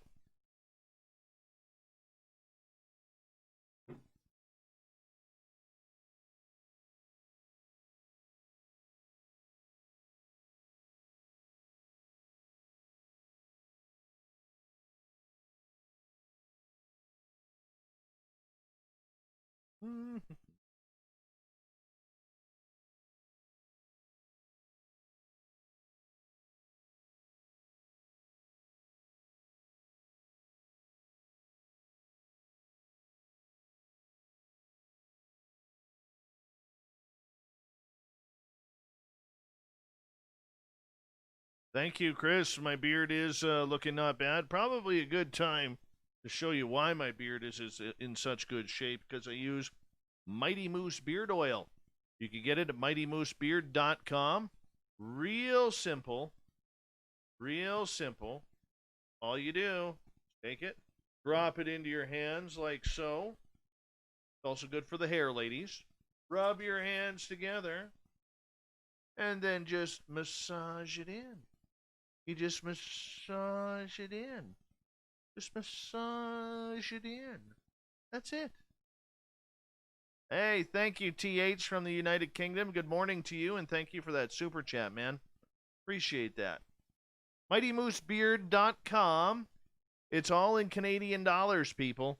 All in Canadian dollars. So if they say like $20 on the website, when you use your promo code SOR2019, it's only about $16-17 American. Cheap. That's how I do it. MightyMooseBeard.com. Yeah, that's it. That's all I got right there. Yes. And a new, Dutch says they're working on a few new scents and a new moustache wax as well. Very nice. Make sure you use your promo code SOR2019.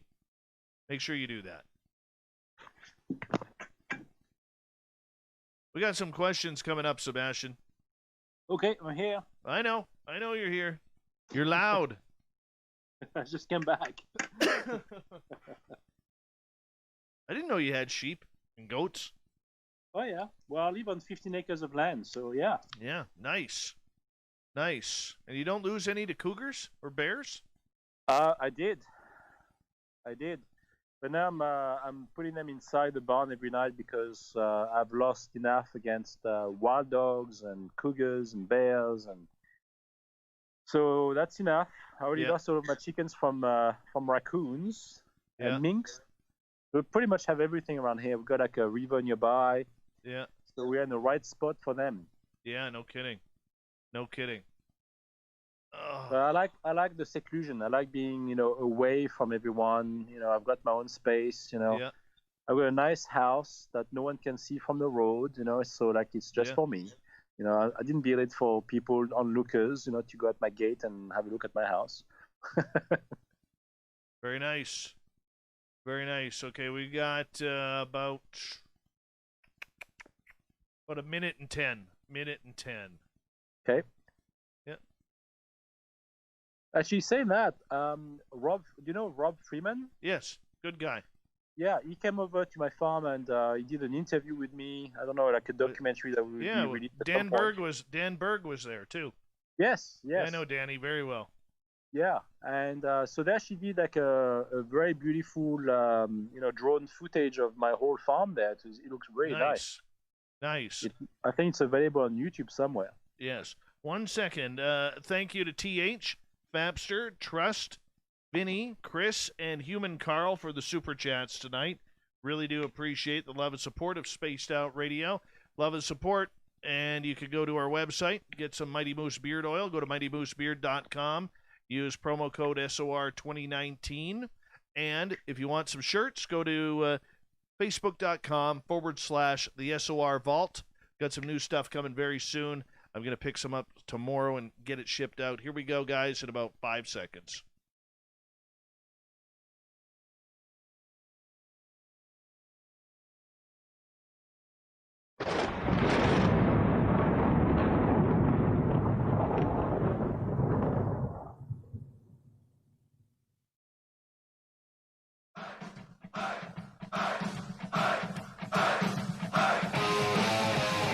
Past the halfway point of Spaced Out Radio tonight. I am your host, Dave Scott.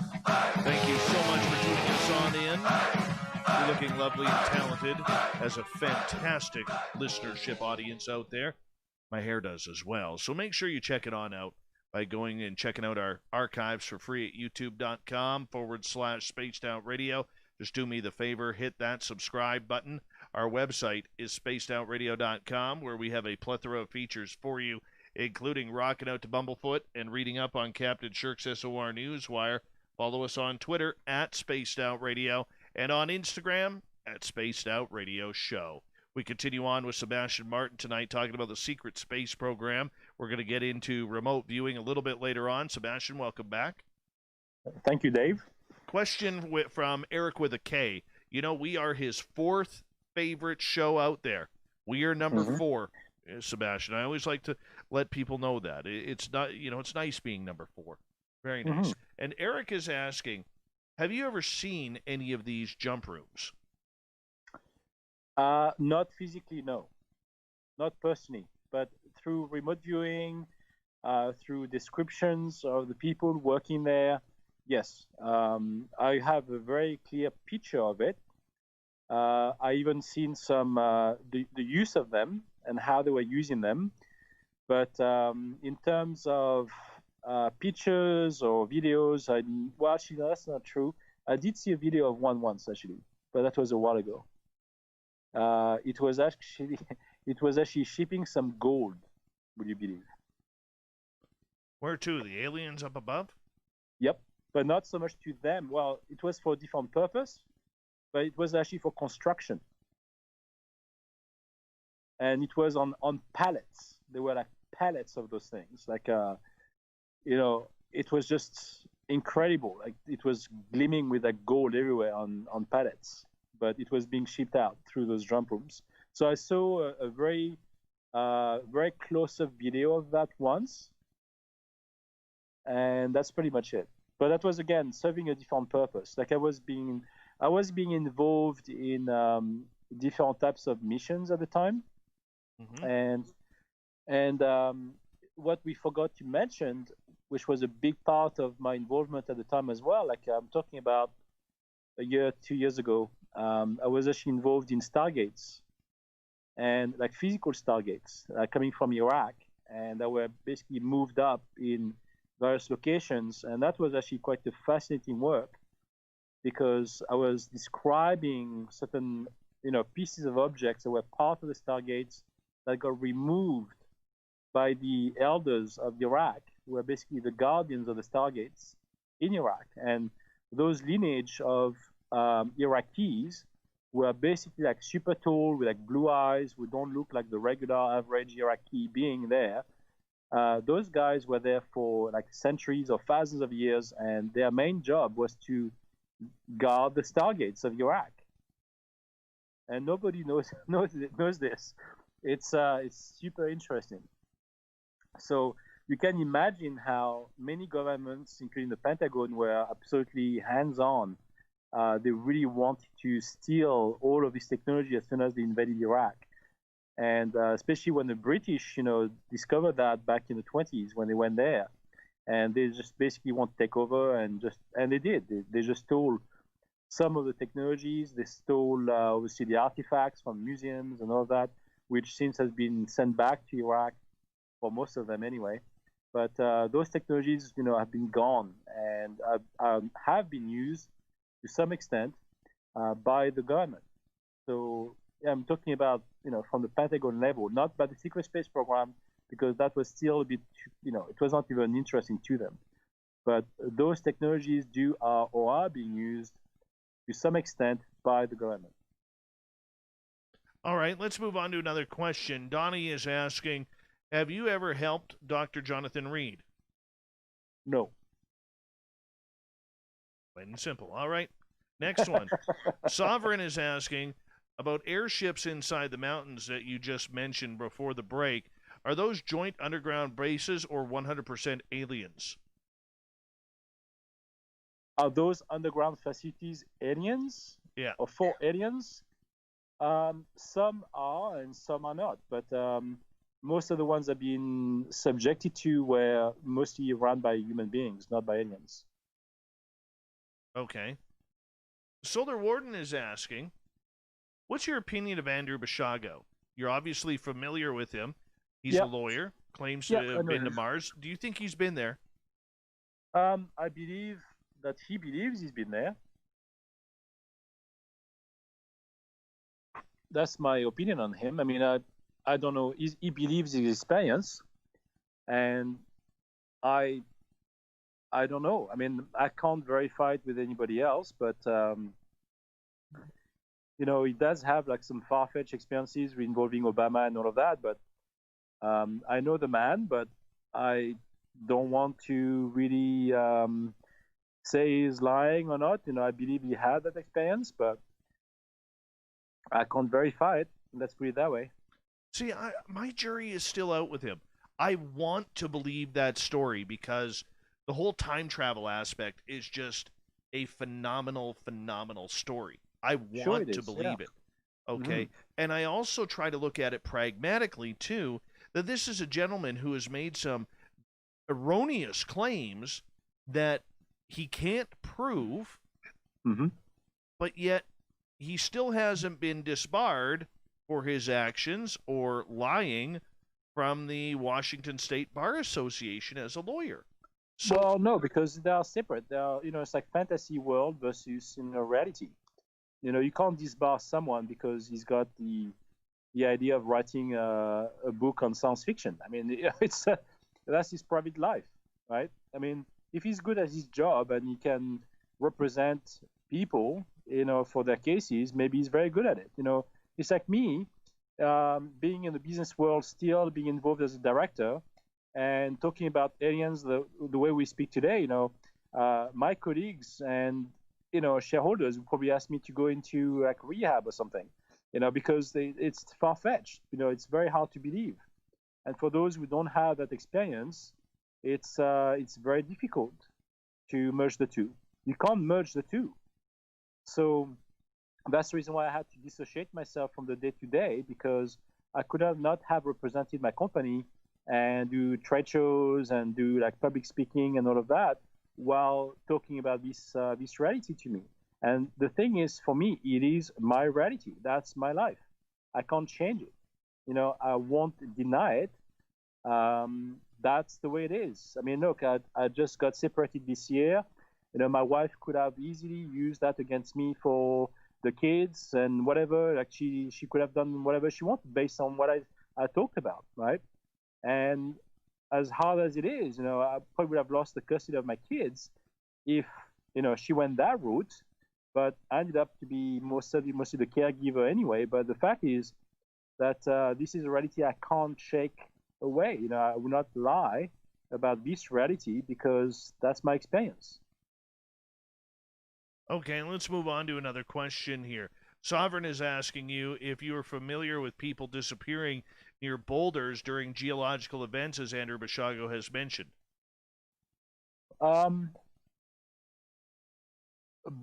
Boulders. I do believe there are some like telluric energy around those big boulders, to some extent. I think there was one event I've been to in California that involved a big boulder like that, but the First Nations of those places believe that it could be like a portal to some extent.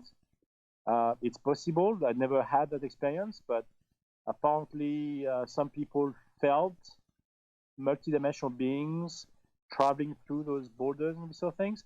Maybe some got abducted from there. It's possible, but again, that's not my experience. I can't really comment on that, and I don't really know enough about it to say. All right, but you do believe, though, time travel is real.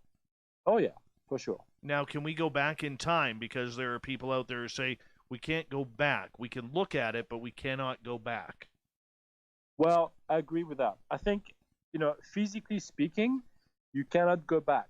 I believe that. Because on your own, without the use of technology, you cannot go back. There's no way. I mean, you can be like a Buddha or whatever you want to be. It's impossible. You can send your consciousness back. Like I've done it multiple times. Like I went back on many, many, many occasions using remote viewing, because you can do that with your consciousness. Bringing your whole body along with it on the ride is very difficult. And if you do, it's out of your control.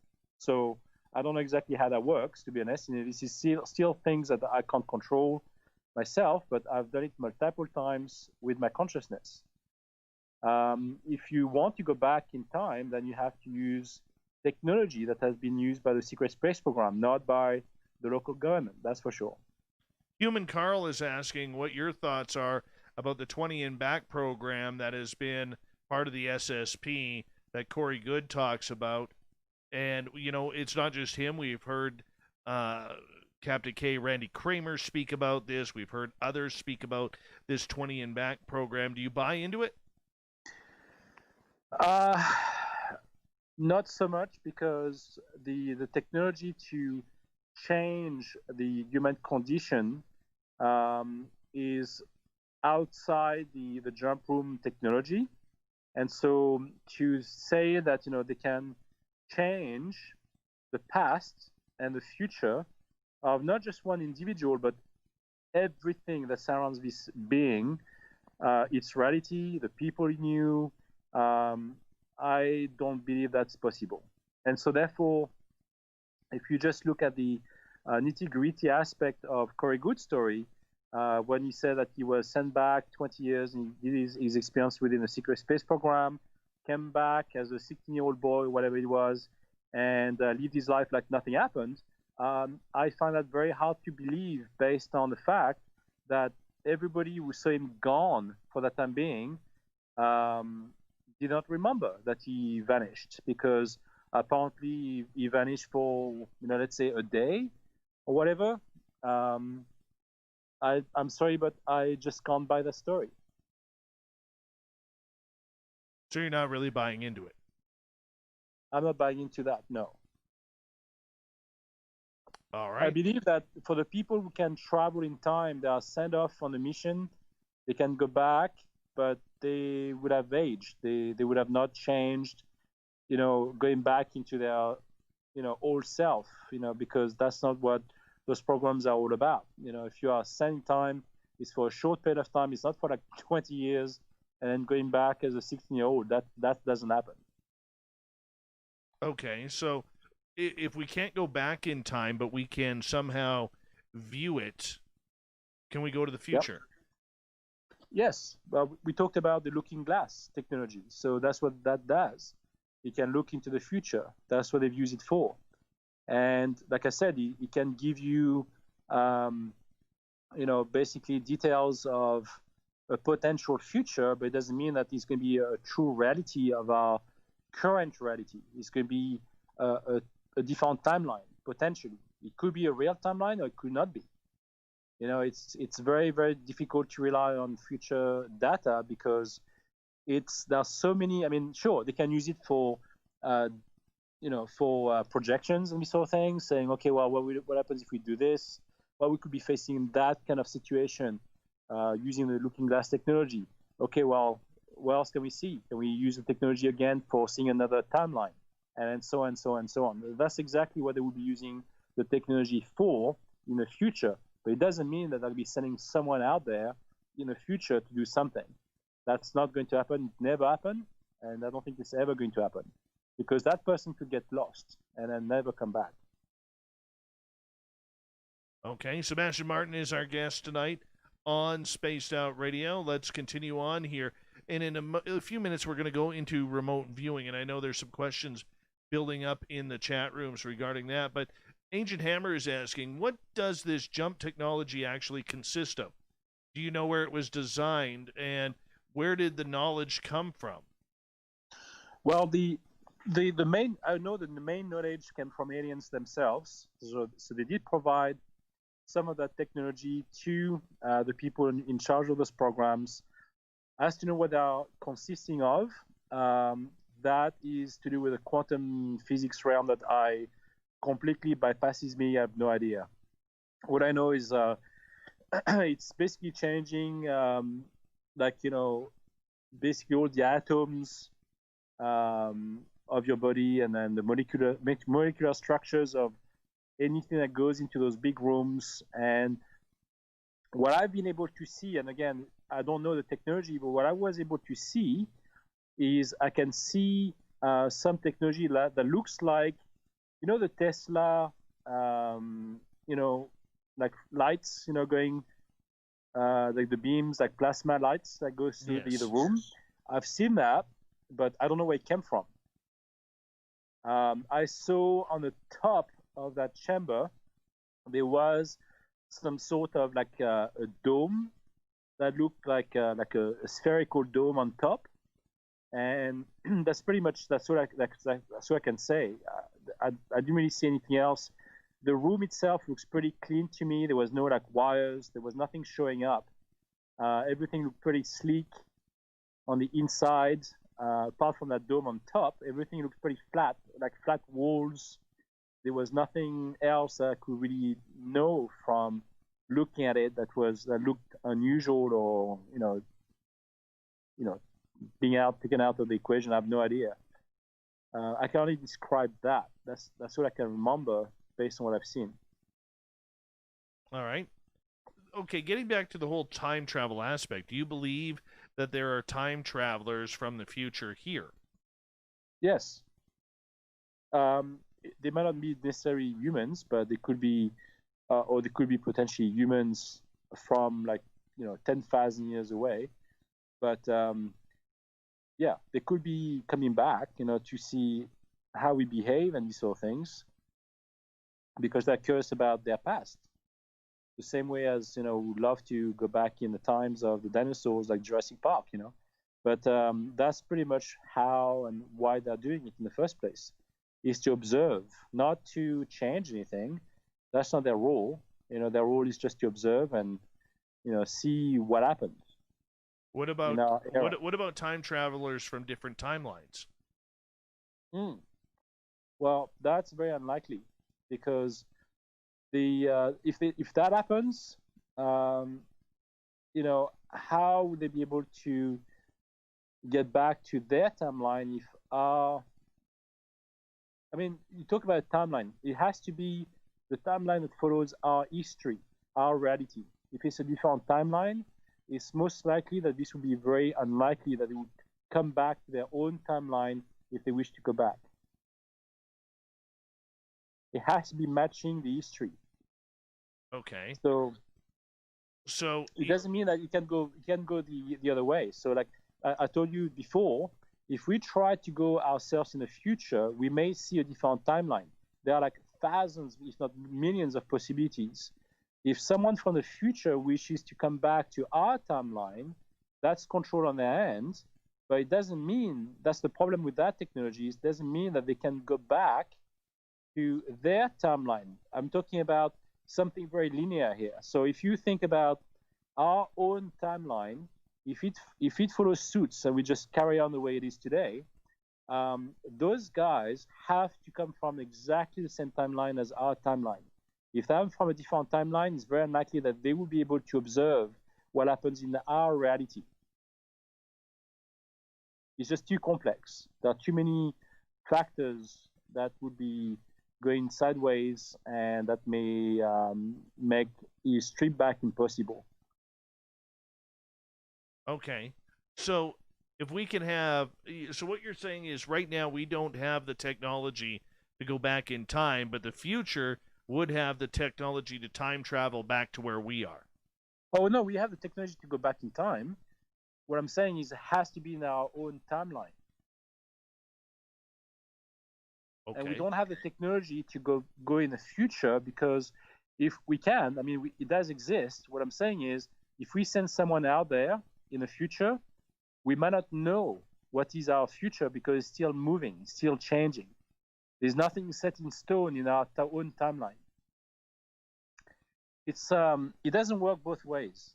So whoever is in our future already has our past as an anchor, so they can go back to it. It already happened. But if we try to go in the future ourselves, we don't know what the future will be made of exactly, because it could change all the time. So it doesn't work the same way. Could we go back in the past to change current events? Yes, but it doesn't happen that way, because that will screw up so many things. That this is one of the main things that the aliens would just prevent us from managing or using. That would be to our detriment, and they would definitely, the one thing that would put their veto on within the secret space program would be one of those. They would not allow us to change the past for the betterment of humanity. Because whatever has happened and will not change. Okay. That makes sense. I guess we're going to start into the remote viewing here because we only got about 2.5 minutes left before we have to go to break. And the next portion of the show, because we got you for another 30 minutes after this one, where I want to kind of get into the whole idea of remote viewing, what it's like. For people who may not know what remote viewing is, give us a couple minutes synopsis of what it's detailed to. Sure. So basically, anyone can do remote viewing. It's accessible to anyone. You can learn it through AmiSync. The Monroe Institute developed a method to actually teach it to people, and you can take seminars to do it. And that's basically just trying to see what's out there. So it could be, outside your room. It could be very narrow. I mean, I did it with kids. My daughter was an excellent remote viewer. She was able to do it within like 7 minutes. And she was so good at it that she was able to see objects, behind the wall. Completely blindfolded, she was able to see her surroundings. She was able to see very, very clearly whatever happens around her. So, it can happen to anybody. And, Rob Freeman is another guy who does it all the time. With Wendy, they always do those YouTube, podcasts, and they share their experiences on that. So you can practice it. And I guess for me, the way it happened is like I didn't know anything about remote viewing when it fell on my lap. It just happened to me from the visions I had. And then from then, those visions became more controlled.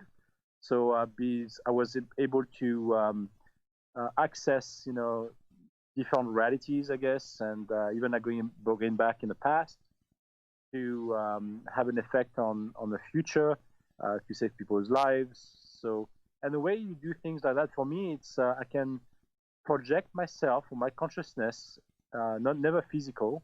I can project my consciousness into different situations and sometimes through people. So I can see events through the eyes of other people. That's usually what happens to me. I very rarely see events through my own eyes. Right. Let's put it that way. Right. And that's my experience. And I'm sure a lot of different people have different experiences. Right. Using remote viewing, but because I was never trained to do it, for me it kind of works differently. Right. But Sebastien, I'm going to get you to hold right there. We're going to get more into remote viewing with our guest tonight, Sebastien Martin on Spaced Out Radio. Yes. Can you stare into anything you want, see the results? We'll find out next on the Mighty SOR.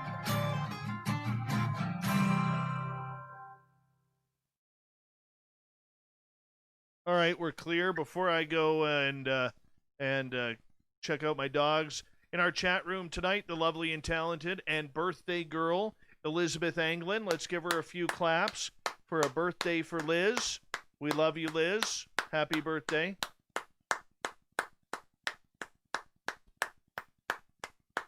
There we go. And I hope you have a wonderful one, Liz. Thank you for coming on in. We love you. And Sebastien, I'm just going to run my dogs out. I'll be right back. We got about 5.5 minutes, okay? Okay. I'm feeling a little spicy tonight. What to do? Why not get bumblefucked? 4 million Scoville units of pure hard rock. Bumblefoot hot sauces come in 3 flavors. The burning bumble. Tone it down a bit with Bumblicious and throw the sauce on everything. Spice it up. Bumble me, baby. Bumblefoot hot sauce. Get it today at kajans.com. We all know on Spaced Out Radio we love a good beard and mustache. So why not take care of your facial hair with Mighty Moose Beard Oil? Made in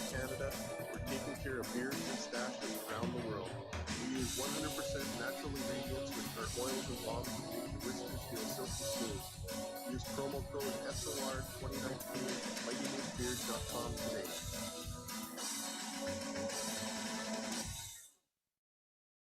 The party is always on. Moose Van Cooper. The Moose Van Cooper is where you know you can visit Canada's West Coast. Open until 2 a.m. nightly. The Moose runs at the Rock while serving some of the best rated food in the city. The menu starts at $6.95. Why party anywhere else in Vancouver when the Moose is right here? Get your horns up and rock with the Moose, the official party bar of Spaced Out Radio. For the price of one cup of coffee a month, you can become an SOR Space Traveler. The Space Travelers Club is a place where you can interact with other listeners, either live during the show or on our great forum. We want your stories, pictures, comments, and ideas. You'll get live video streams, exclusive content, and be a part of our newsletter. Stay in touch with everything SOR. The Space Travelers Club is just $5 a month at spacedoutradio.com.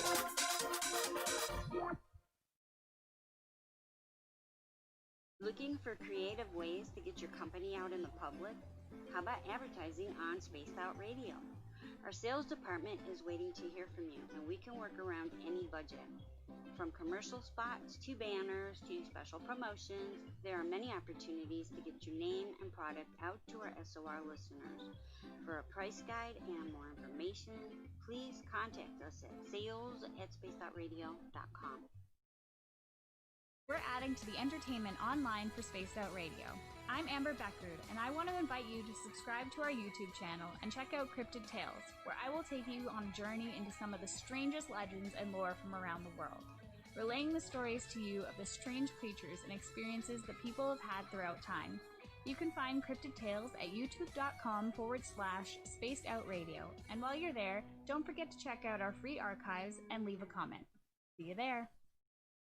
Hello, this is David Coleman on Bumblefoot Channel, and I have to get the whole Governor's Wife from Space Out Radio fan. It's American music and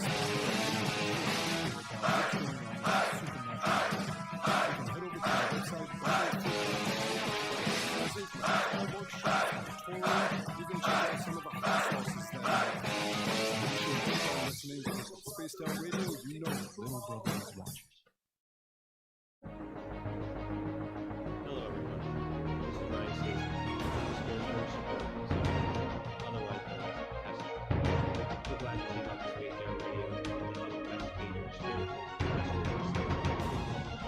together, we'll investigate the strange sightings and reports of the past. For answers just like you, just fill out a sign language form at Space Out Radio, and let's figure out what's going on together.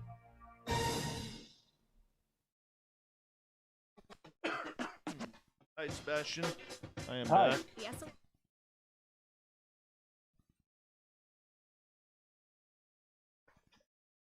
All right.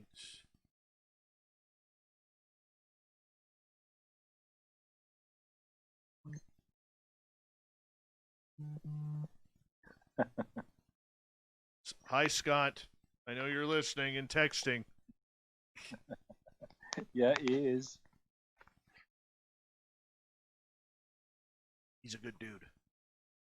Oh, yeah.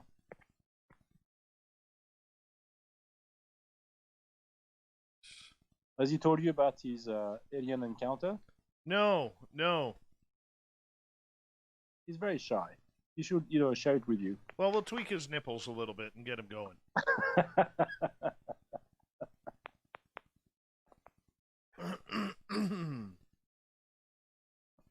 All right, we've got just under a minute here. Okay. So once again, just stay with me through the break, and I'll say goodnight to you through the break. Okay. Okay. And go from there. 10 seconds or about 30 seconds. Big thank you to TH, Babster, Trust, Vinny, Chris, and Human Carl for the amazing super chats tonight. Thank you for everybody who's tuned on in. Don't forget to give us a thumbs up if you're new here. Hit that subscribe button. We want to hit 15,000 by my birthday, which is May 24th. And we're creeping on up. We just passed 10,000 about a week ago. and we want to get more into it, man. Want to get more into it? We need your help and your support. Hit that subscribe button. Here we go, everyone.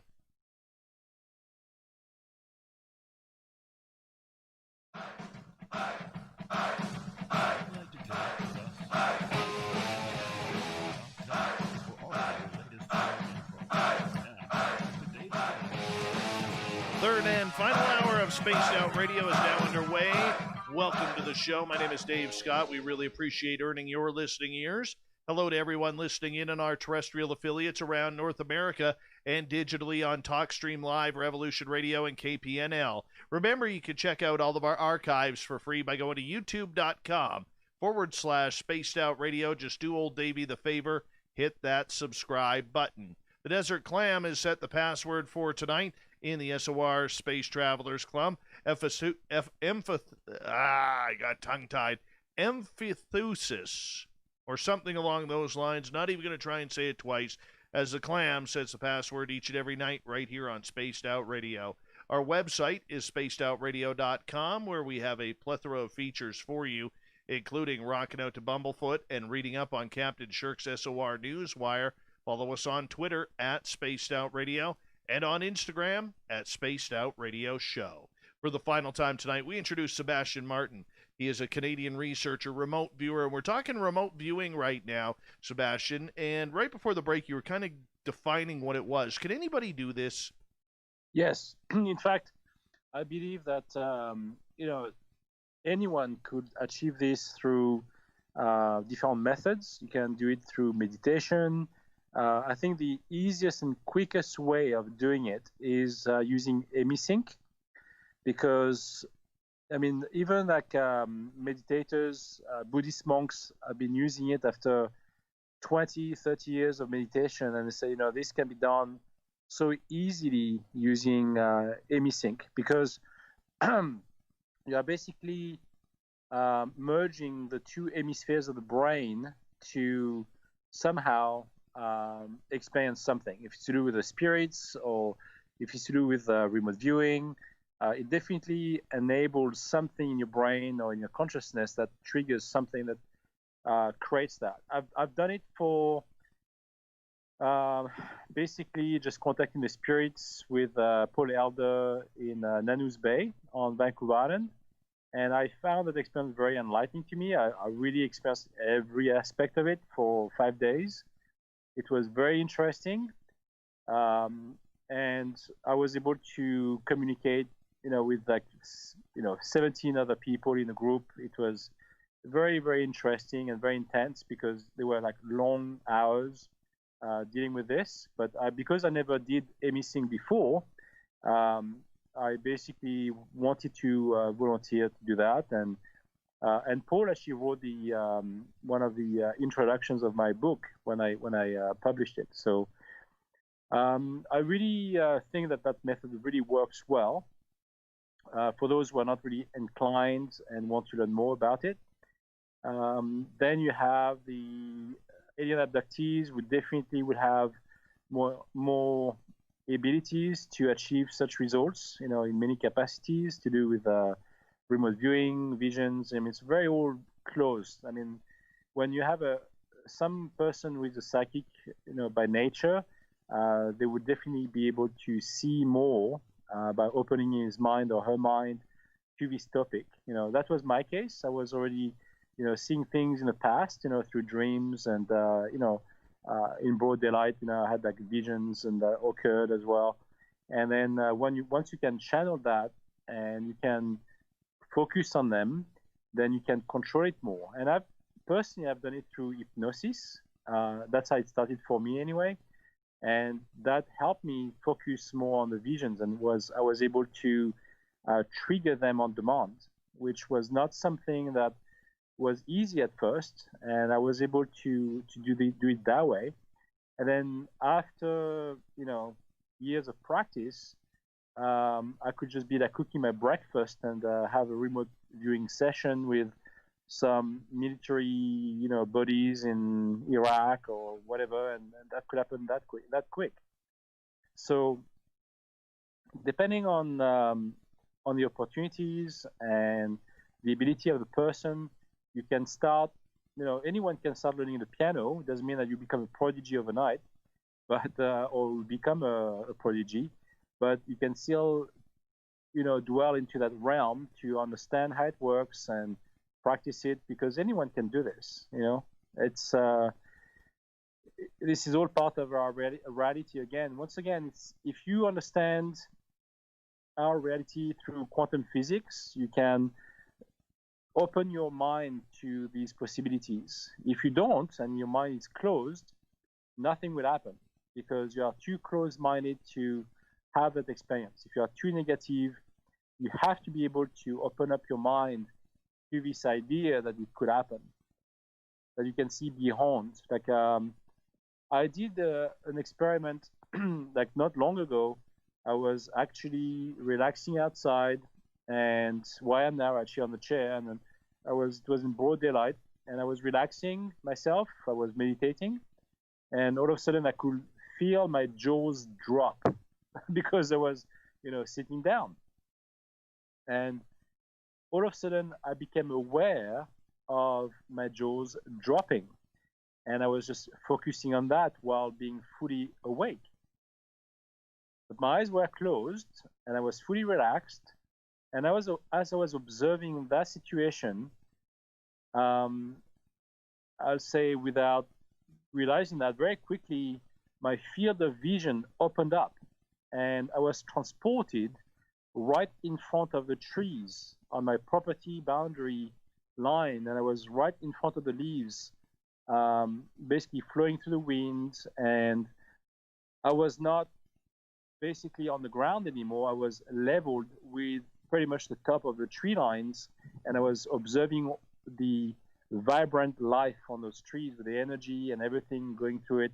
I was listening to the wind blowing through those leaves, and then I got bored out of it, and I just came out of it, and then I just woke up, and I guess I opened my eyes, and it was fine. But I said woke up. I just opened my eyes. It was very effortless. And like I said, anyone could achieve this through meditation, relaxation, sync with intent. All of these could happen. The same way as remote viewing can happen through the C5 method that Stephen Greer has developed for communicating with the ETs in the cosmos, for telling them where you are. So you send your intent out there, and then you hope that those crafts will show up wherever you are located. That's pretty much what he's teaching, out there. It's kind of remote viewing. It's how to call, crafts or aliens or an actual reality that happens somewhere else. Okay, so what would be the purpose of remote viewing? Now, we do know that the United States government and the Russians for decades have had these remote viewing teams, especially during the Cold War, where they were trying to figure out where all the nuclear weapons were, what was going on inside the Kremlin, so on and so forth. Is that still going on? Number one, but number two, what's the purpose of it? Well, for information. It's all about information. The Pentagon has used it through the Stargate program. And, they say that it got publicly shut down once it got into the Washington Post and in the media, because it got leaked. And to be honest with you, that program never got shut down. It has been compartmentalized, so it got changed in a way that it was not as easy to divulge information or share information with the public or the media, because no one would have a true reality of what really goes on. And so that program still does exist within America. It does happen also in Canada. In fact, well, I won't go there. But it does exist in many countries. In France, it does exist in many of the Five Eye organizations. So it does include New Zealand, Australia, England, Canada, and America. And France is actually one of the members, but they don't They're not officially accepted as part of the Five Eye organization. But all of these government agencies do use remote viewing for that purpose. For information, it's basically remote spying. They just spy on private organizations or situations, sometimes in the future, sometimes in the past, sometimes on just people, just individuals, just to get information. That's how I got involved into that. So it's very eclectic, and it has different purposes. And when you go up in the echelon of agencies bypassing the governments, then you have the secret space program that also use remote viewers for different missions, outer space or whatever, and then they're using it for different reasons. Corey Good actually mentioned that as well. Like he was actually using the word as an empath to feel something. It's not about feeling; it's about seeing more than just feeling something. Question for you from Human Carl, who is asking, have you also been able to go out of body using hemisync? If so, what Wu-type places did you travel to? Yes. So the 5-day seminar I took with Paul Elder was to do with out-of-body experiences. And so I was basically coming out of my body every day. So, knowing how to roll, how to have your soul roll inside your body, and witnessing that was pretty interesting, because you feel that your body is a big mass of flesh and bones, and your soul basically just comes out of that, and you can observe it. I observed myself, which was a very interesting experience while you are wide awake and you're doing an exercise, and you do that for hours on end during the day and for 5 days in a row, and you get spaced out. Like Paul says, you get buzzed, because you are definitely buzzed by the experience from the amount of frequency that you're being subjected to have those kind of experiences, because it's very unique for sure. Okay. So where were you able to go? Were you able to just pick a place in the universe? Okay, so I've done that.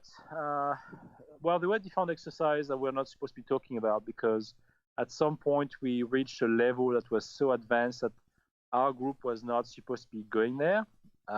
So I won't try to, cause problems to Paul on that level. But it was a very interesting, experience that led us to what I saw as an alien abduction, for the whole group in our workshop. And I prevented it somehow. I don't know how I done that, but I was able to stop it. And everybody, well, you have to realize that everybody in the group was doing that experience, that emitting session at the same time. So we're all listening to the same thing from the same machine that Paul had in his bedroom or room, whatever he was using. So we will be listening to the same thing in our headsets. And I was able to, at some point, see everyone being lifted up. That was the goal. We're supposed to be leaving our body and feeding it that way. And it was a very unique experience as well. But then I saw a gray alien, and I saw that as an alien abduction. And they were trying to get into our soul, to steal our soul, to do some experiments with it. And I blocked it with my consciousness, because I was more aware of them. And the way people described it at the time was it felt like everything stopped, they were stopped in midair while raising up. You can imagine someone being abducted, they being rising up through this white tunnel of light, whatever. And that's exactly what happened to those guys. And then all of a sudden they felt that they were levitating. They were just stopped, blocked, in a process of being, sucked up in the air. And it was my doing. And when I mentioned that to them at the end, and I mentioned to Paul as well, during that exercise, that was not supposed to happen. And he did mention about the Gradians, but it was a very, it was a discussion that we should not have had, let's say. because I think at some point there are certain things that we can't control through remote viewing or through emisync, because once you have frequencies being involved, some entities might be using that as a way to get to us, through our soul systems, and we may not be able to control that because, again, we're just trying to live an experience, and that's what those people were in a workshop for. I was there because I was curious, but I had way more experiences. That's why I felt everything, and I was able to describe all the experiences we went through during that workshop. But most of these people that were there didn't have any experience before. And so to them it was weird, but I was able to connect to some dead relatives of the participants. I connected to the brother of a woman there who died, and as an out-of-body experience, I was able to communicate with him. And he shared some information with me that I passed along, and she said, "Yep, that's him." And as soon as we talked about this in the kitchen during a break, lunch or dinner, whatever it was, I think it was dinner, the light bulb above us completely just exploded. And the brother was known to be like a poltergeist in the family. Like he was not, he still want to communicate with his family, and somehow I was able to reach out to him through this missing session. So in terms of realms, yeah, sure, I was able to communicate with spirits. In terms of going to space and see UFOs and aliens, no. Apart from that experience when it was this kind of alien abduction, as a mass alien abduction, yes. But again, it was something that stopped. It did not carry through. Nobody was, never saw the gradient the way I saw it, and that's where it stopped. But otherwise, it was just about spirits and out-of-body experiences, and just travel through cosmos or whatever it was, and that was fun. Okay, so when we remote view, and I'm getting a few questions coming in, if you don't mind. Yep. When we remote view, we always hear of it as a nefarious type governmental secret project. What is the purpose for looking up on the moon, or checking what's inside the Kremlin, or looking to see where Bigfoot is located? Yeah, it's like I said before, it's about spying. People want to have answers. They want to find out if they can check on people. Are they legit? I basically was able to find some double agents that way. It's just the way it happens. Because you can read their mind in a way. You can see what their actions would be, and that was part of my work. That's what I was part of doing. And in terms of remote viewing for the moon or programs like that, I don't know. I've never been involved in that. I don't know about remote viewing on the backside of the moon, or because I don't think that's necessary anyway. But if people in workshops want to remote the inside of the moon, that would be a very interesting trip. But that would not be a government organization doing it, because they already have the answers for that. Okay, let's get into some quick audience questions. We only have a couple minutes left with you. Okay. And Vinny is asking, have you ever remote viewed the moon? Yes. Yes, so basically the moon, the way I saw it was a very like a honeycomb shape type of structure that had a lot of metallic structure to it on the outside, like close to the surface. A lot of cavities for storage, technology, plasma technology. So it's definitely, to me, artificial more than natural. It's definitely not natural at all. To know that the moon is mined. Like I heard that many times. Like the backside or the dark side of the moon is mined for whatever ores or whatever. That is impossible because the moon is not a natural, satellite. It's man-made or well, man-made. You know, it's technology basically that was created so life could exist the way it does on Earth. Without the moon, we would have like tsunamis and all the time. Like life on Earth would not be the way it is today, as we know it. That's for sure. So the moon has been put there on purpose for a reason, so we could have that kind of existence. But to know that the secret space program and other agencies are there, yes. Are they working with aliens? Yes and no. I mean, some aliens respect their privacy in a way, and they, again, it's all about, contracts. They have contracts between each other, so they respect each other's boundaries and spaces. Right. So that's the reason why the secret space program is more on the back side of the moon than is on the front side of the moon. You have many entrance ways to access it, and again, the whole space that you can see from like with a telescope is very different from what it looks like because everything is shadowed. Everything is being changed for your perception. So whatever is being observed from Earth is not truly what happens on a regular basis over there. And that happens on a mass scale. So you can imagine like the size of the moon, and somehow there's a huge screen that appears right in front of the moon that completely changes the perception of people observing it from Earth. Right. And it's so slight that nobody notices it. We got 1 minute left. Let's get in one more question here. This one comes from Scarborough, Sasquatch. Are remote viewings monitored by the Mind Police or something like that? And we got 1 minute.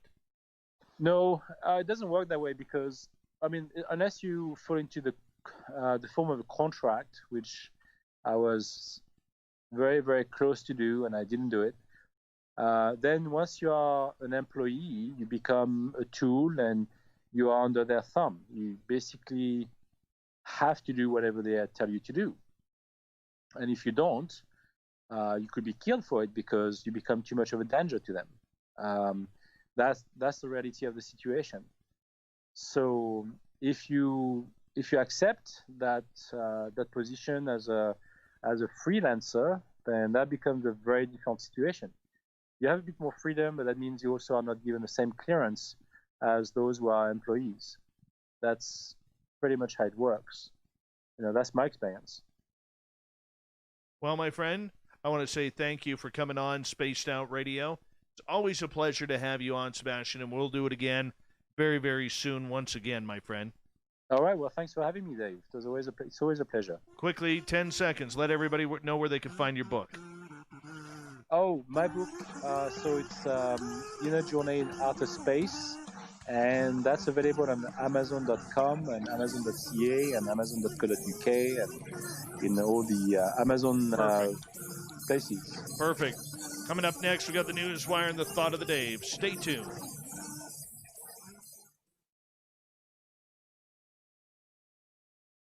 Good job, buddy.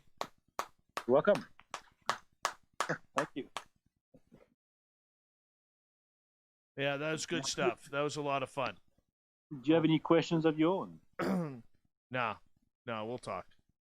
Okay. Oh, wait, how is she on air? I'll give you a call by this weekend. Okay, sounds good. All right, brother. You take care. All right, you too. Bye. Bye. Sebastian Martin, everyone. Sebastian effing Martin, right there. Human Carl, I apologize I didn't get to your other question, man. I do apologize to everybody who I couldn't get to their questions. Hello, Blixie. Hello, Lunar Tina. Got some fun news tonight. Fun news.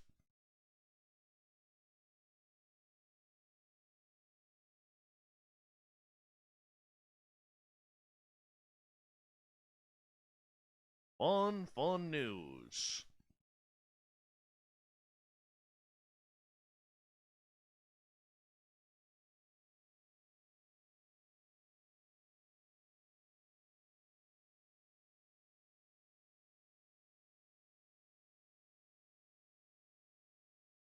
Hi, Shar.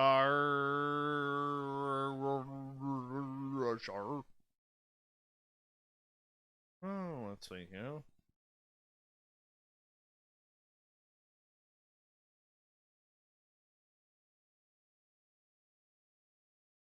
Nice to see birthday girl Elizabeth Anglin in the chat room tonight. Very nice.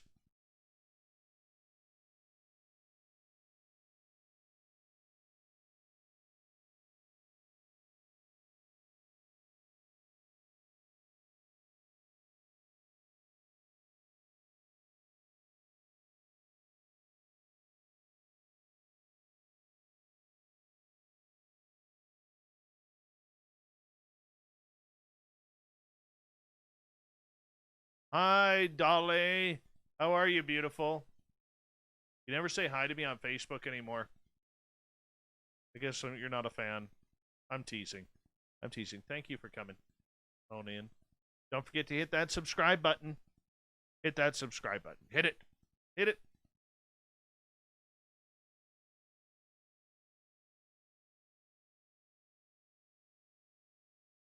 Hey, Alan Young. How you doing, man?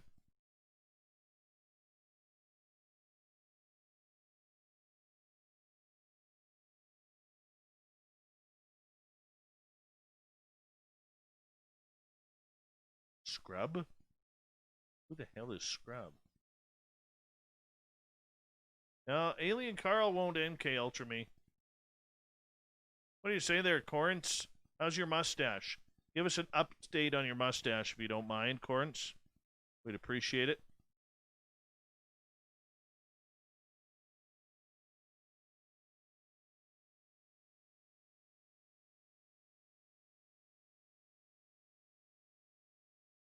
Thank you, Scarborough. Where have you been hiding? You haven't been around the chat room in a long time.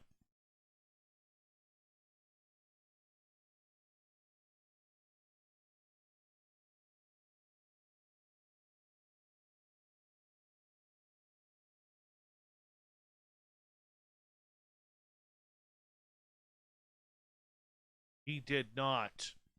Science Bob shaved his beard? Oh, no.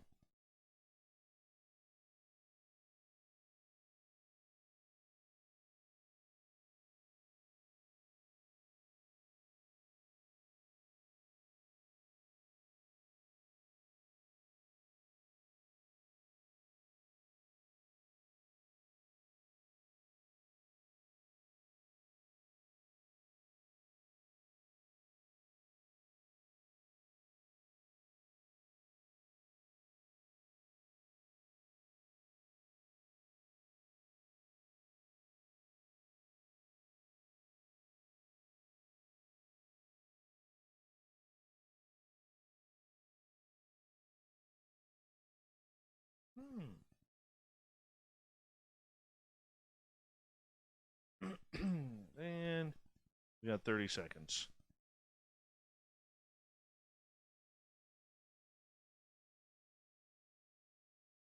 Well, that's terrible. He didn't even text me to tell me he was doing such heinous things.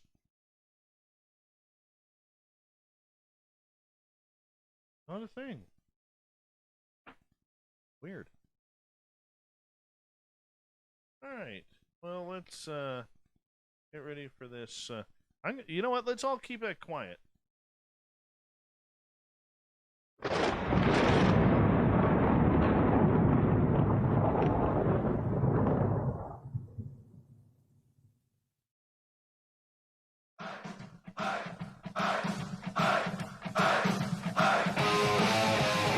rounded third. We're heading for home tonight on Spaced Out Radio. My name is Dave Scott. Thank you so much for joining us. We really do appreciate you taking the time. I want to remind you that if you've missed most of this show or others, tell you what you can do. You can go to our free archives at youtube.com/. Spaced Out Radio. Do me the favor, hit that subscribe button. Our website is spacedoutradio.com, where we have a plethora of features for you, including rocking out to Bumblefoot and reading up on Captain Shirk's SOR Newswire. Follow us on Twitter at Spaced Out Radio and on Instagram at Spaced Out Radio Show. Speaking of the news...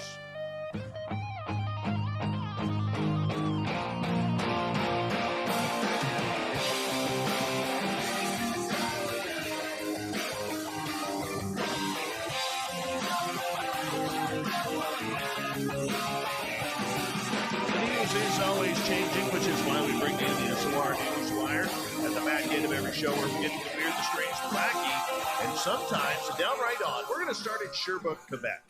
A Sherbrooke husband and wife were handed a sizable fine for violating curfew despite the wife's protest that she was walking her dog and the fact that the husband was wearing a leash. The woman and her husband were each given $1,500 fines by police for violating curfew. The pair was caught walking at 9 p.m. on Saturday evening. Police said the two were walking towards downtown and did not cooperate with the officers. When questioned by police, the couple said they were happy to receive the ticket and claimed they were following the rules set forth by Premier François Legault. Quebec's officials have said people may walk their dogs after 8 p.m. curfew provided they stay within 1 kilometer of their house. Over the first weekend under curfew, police officers across Quebec handed out 750 tickets worth thousands of dollars in fines to people caught after 8 p.m. So in other words, don't walk your spouse if you don't want to get a ticket in Quebec after 8 p.m. Megalodon, yep, here we go again. The apex predator of the seas, largest shark to ever live at nearly 60 feet in length. Recently published studies suggest the massive shark reached its epic size because of Ufology. The hell is Ufology? Well, it's a kind of cannibalism behavior, apparently. The research published in the Scientific Journal of Historical Biology suggests that these massive sharks were born more than 6 feet in length thanks to eating undeveloped siblings while still in the belly of the mother. Yes, Ufology. Ufology. Yes, the gigantism of O. megalodon is attributed to the evolution of regional endothermy, possibly along with the inferred live-bearing reproductive mode involving intauterine cannibalism in the form of Ufology. Researchers wrote, we got to use that word on here a little bit more. Ufology. Say it with me. It's actually pretty hard to roll off the tongue. Ufology. It's fun to say, though. Exactly how O. megalodon developed throughout his lifetime remains largely at the realm of speculations, though.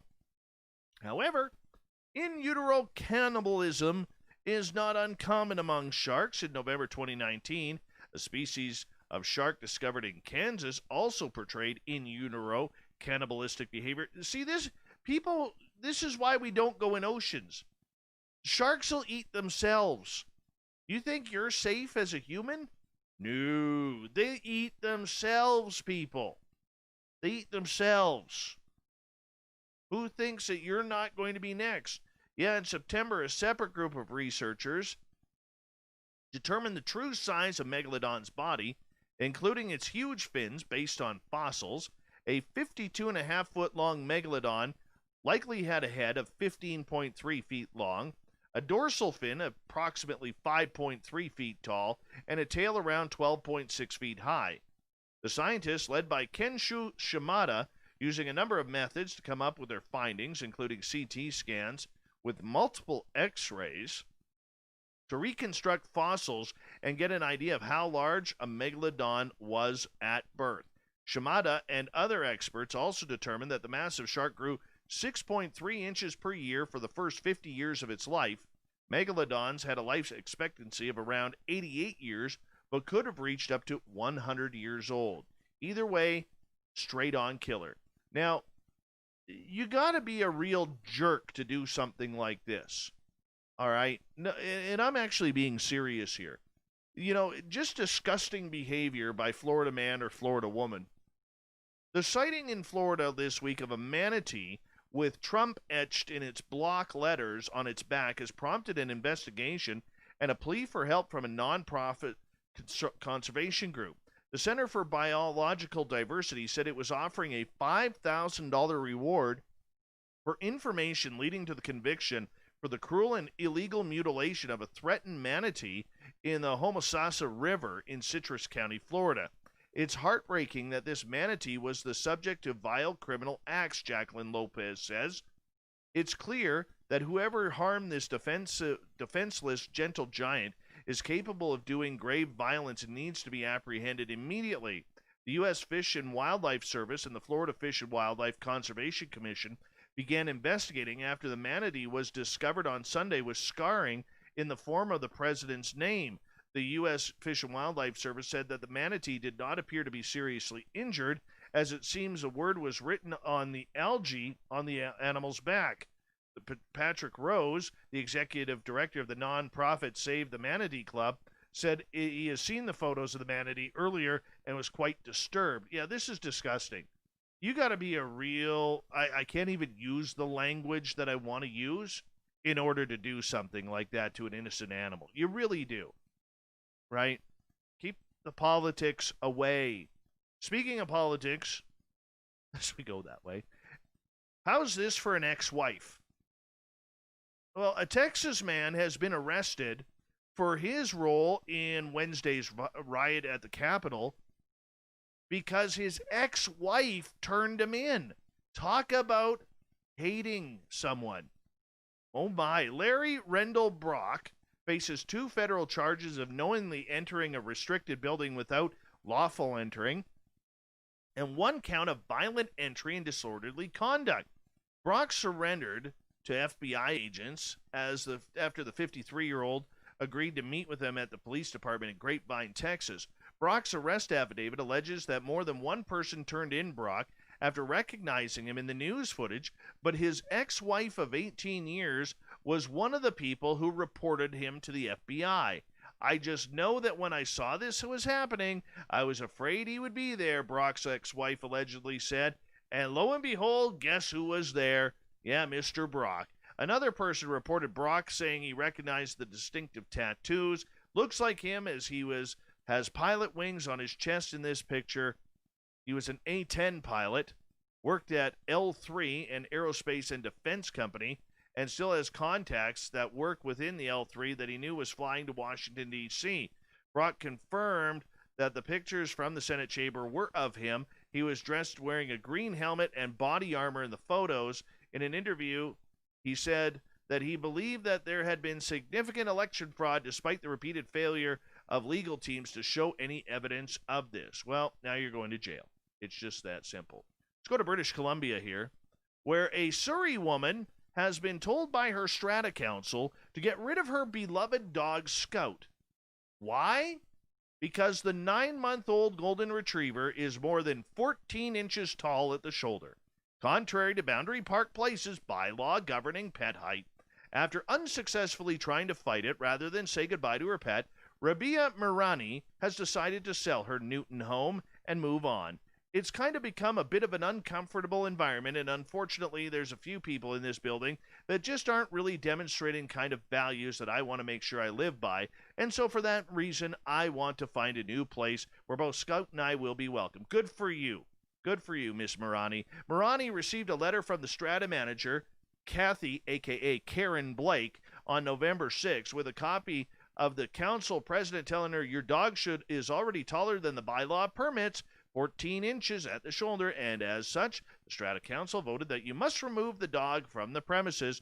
The date the dog must be removed is by December 6th. However, Mirani said, nope, not gonna do it. Good for her. She's an incredible dog. She actually is my first puppy. I've had pets before, but she's my first dog, and it's been wonderful because I work from home now. She has been my saving grace this past year. I got her when she was exactly 8 weeks old. She's been with me every single day since then, and I just can't, it wouldn't be my home. Like, I wouldn't want to live here without her. It wouldn't be my home without her. Good for you. Good for you. The dog is important. That's an owner taking responsibility. While the Karens on Strata Council, who have never had power before in their life, go to flex their muscles as per usual. If you're on Strata Council, shame on you. Any Strata Council. You got to be Oh, don't even get me started on that. The no fun people. You know, they're the kind of people go on an airplane. Hey, we need a doctor here. I'm on Strata Council. That is against our bylaws for anybody to have a heart attack on an airplane. It's true. Totally true. Restaurant in Britain attempted to use weather balloons to send a samosa to space, but the food item ended up crash landing in France. Niraj Gadar, owner of the Chaiwala Eatery in Bath, England, said he came up with the idea to send a samosa to space as a means of bringing some mirth to what has been a difficult time. I love this guy. I said as a joke once that I would send a samosa into space, and then I thought during these bleak times we could all use a reason to laugh. The feedback is that it's brought a lot of laughter from people, and that's what we really wanted to do, spread joy. Goddard and his friends attached the samosa to a weather balloon to see how high it would go. Yeah, they outfitted it with a GoPro camera and a GPS tracker so they could follow the food item's journey. But shortly after launch, they discovered the GPS was malfunctioning. Goddard said that he thought the project was a loss, but the next day the GPS reactivated and revealed the balloon had crashed in a field in Picardy, France. An Instagram user with the handle Axel Mathon set out on a mission to find the crash site, and he said he was shocked to find the balloon and the box containing the GoPro, the GPS, and the samosa. I want to know if he ate the samosa, because I'll be honest with you, I would have downed that thing fast. I haven't had a good samosa since I lived in the Fraser Valley, and trust me, there's a lot of great Indian restaurants in the Fraser Valley, and I am dying for a good samosa. So if anybody out there would like to send me samosas, I am accepting samosas as bribery to get your name on the radio. I really am. God, I love samosas. Oh, my mouth is just watering just saying it. Customs officers in the Netherlands have begun seizing ham sandwiches and other seemingly minor food items from drivers attempting to enter the country from Britain as a result of Brexit regulations. A Dutch news crew from the TV broadcaster Avotros aired footage of the Netherlands customs officers confiscating sandwiches and other foods from drivers crossing over from Britain via the Hook of Holland ferry terminal.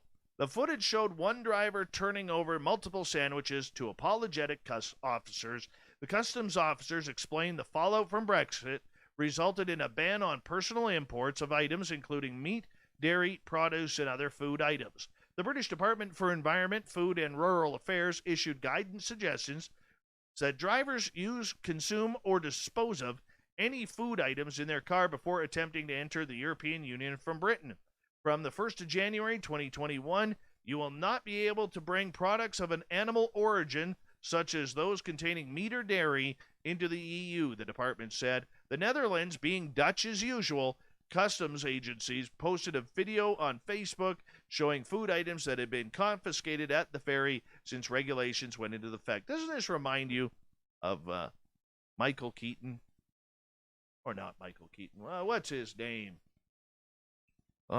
Goldfinger or Goldmember's father. Anyways, people who are intolerant of others and hating the Dutch. Yeah, the Dutch. Dangerous. I got to say that quietly because people upstairs in my house are Dutch.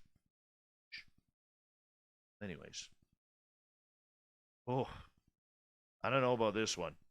Don't know where Shirky Poo's mind was giving us this one for the news. Last year, nestled among the booths at CES unveiled an untouched veggie platter and hordes of tired tech journalists. This journalist came across the Taint Band-Aid. You heard me correctly. At the time, the Taint Band-Aid was more concept than actual product, as are many gadgets at this event. Morari Medical, the company behind the Taint Band-Aid, had a fairly minimalistic booth. There was a computer running a slideshow about premature ejaculation and a penisless mannequin with what appeared to be a Band-Aid on its perineum. We have several questions about what it would do. It's been 1 year since the journalists have laid eyes on this, and due to due diligence, wondering what it's all about. So, Well, it doesn't really have an official name yet. Apparently, this product, the Taint Band-Aid moniker, is going to be embraced. Over the past year, the company has tested the patch on real people during beta testing, resulting in a prototype to help men and women out, if you know what I mean. We realized we had to make a couple of modifications to the product from the original design, but it's getting where they need it to be. Taint Band-Aids, people. This is our time. And finally tonight, we haven't had a good Florida story in a long time, so let's just go there, okay? 2 men charged in Polk County, Florida, accused of stealing 4 sets of human remains in a cemetery as part of their religious practice. Yes. Brian Montalvo Tolentino and Juan Burgos Lopez face 4 counts of disturbing contents of a grave and abusing of a dead body. DNA evidence led authorities to Tolentino after the bodies were removed from Edgewood Cemetery in Mount Dora last month. The men told investigators they took the remains, 3 of which belonged to deceased veterans, as part of their religion. Tolentino and Burgos Lopez were practicing Palo Mayombe, which branches off of the Santeria and was developed in Cuba among enslaved Central Africans. Investigators executed a search warrant of Burgos Lopez's home, where they found a religious shrine and 7 skulls in a shed. 4 of the skulls belonged to the remains from Mount Dora. The men told authorities 2 others were found to be fake. Yeah, they're going to be in jail for a long, long time. Who does that?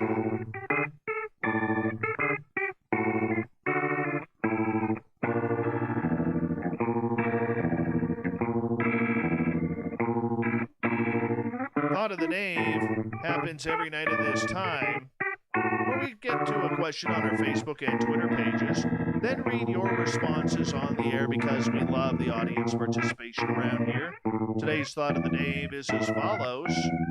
If you could remote view anything, what would you remote view? Graham. The Coruscant world in Alpha Centurions of the Taurian lords there, 4.3 light years away, Dave, my friend. Boy, oh boy, the impact of the asteroid that killed off the dinosaurs. Brian, I can remote view anything and anywhere. I've gone places within and outside of Earth. It's very interesting. Cherry, how was the stirrup introduced to the West and by whom? Eric with a K, we are his 4th favorite show, people. We're number 4. Eric with a K says, I want to remote view Bigfoot. Haunted History, would love to review a Banksy piece of artwork being created in real time. Maybe view a Freemason meeting. Wouldn't divulge either, but just curious. Banksy would be cool. He is one of my favorite artists. Nick, I know someone that works for the NOAA. The disclosure rumors are 100% true. And the species in question, well, I want to remote view it. 13 Ballads. Remote view the reptilians arriving back at their home planet, whilst the wife and kids reptilians waving as daddy lands the mothership to a perfect landing. Oh, that's romantic. Very, very romantic. Let's move on here. What else we got? Chris wants to see other planets. Tim wants to remote view the moon landing. Davey, my non-political answer is RAF Menwith Hill or Royal Navy Forest Moor, as it was in the 90s. I would love to know what they were really doing from those bases. Nikki, every lower part and section of the Vatican, the Smithsonian, and any of their buildings. Gabe, I would love to remote view who is really behind the coronavirus. Chris, your dogs. You never post their pictures, Dave. Just come on over. Cameron, I want to know what Hallmark movies are like behind the scenes. Oh, my. Tim, underneath Area 51.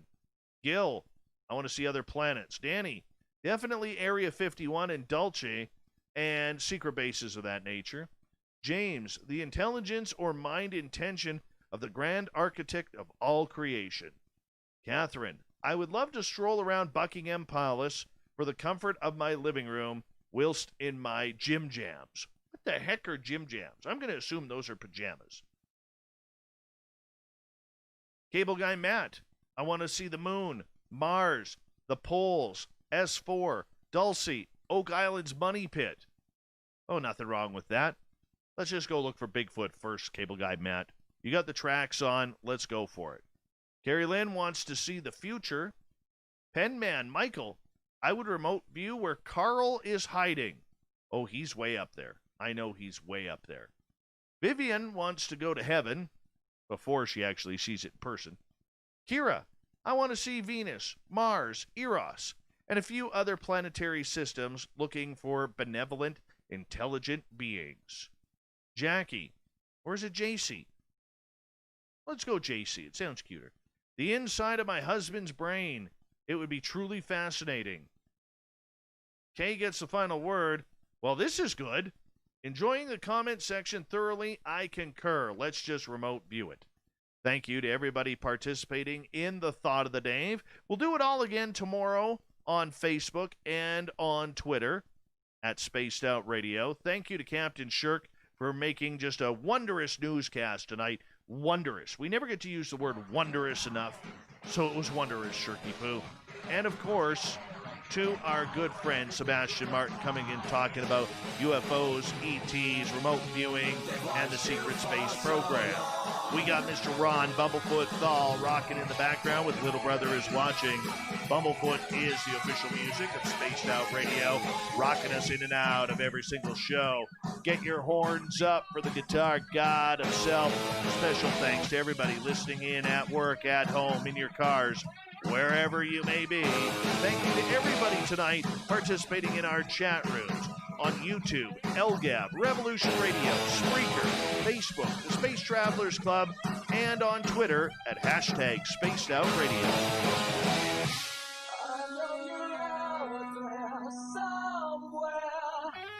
Remember, this show is copyright by Spaced Out Radio and SOR Media Ventures Limited.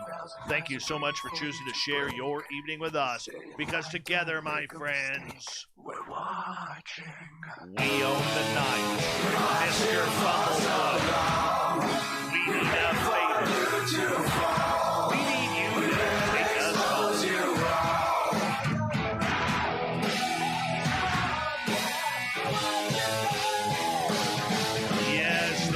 Train has docked for the night, but tomorrow, my friends, we shall ride again. Your seats are always available. Your tickets never expire. And if you want to bring a friend, we've got room for them too. Good night.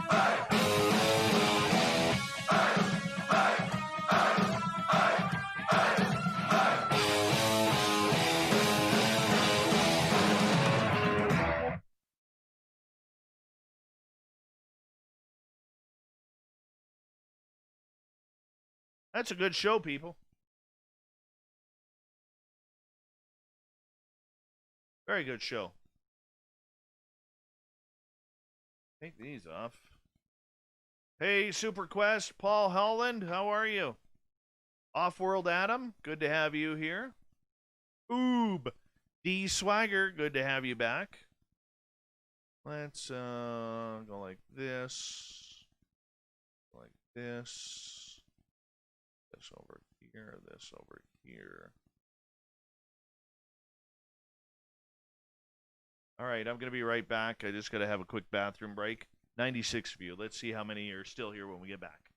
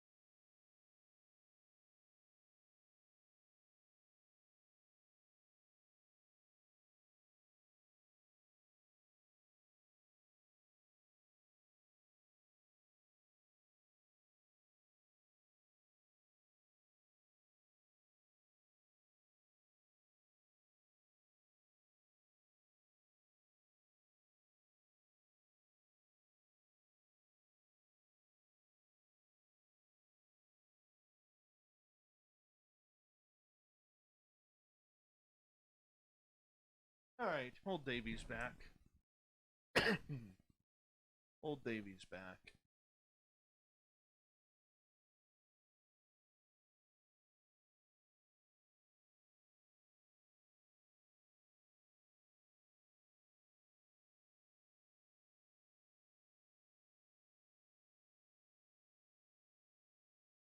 Burp.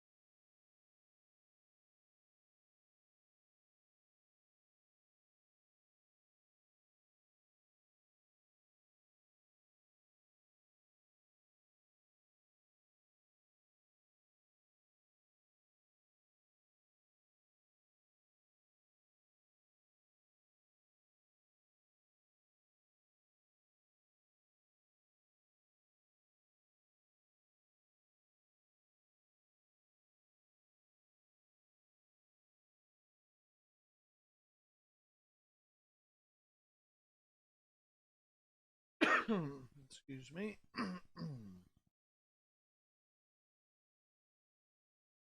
And let's boost this up.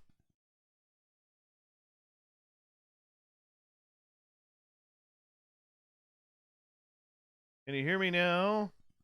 Can you hear me now?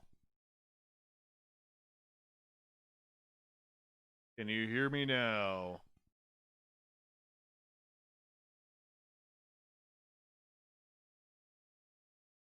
All right, let's get to this radio stuff, shall we?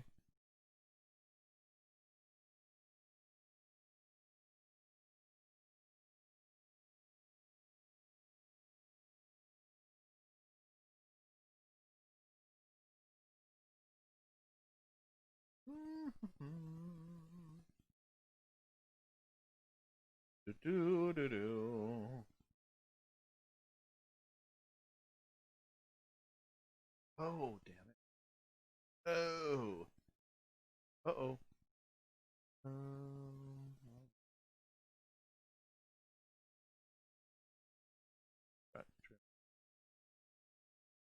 Got to trim that. Save that as. Huh? Place right. And there we go.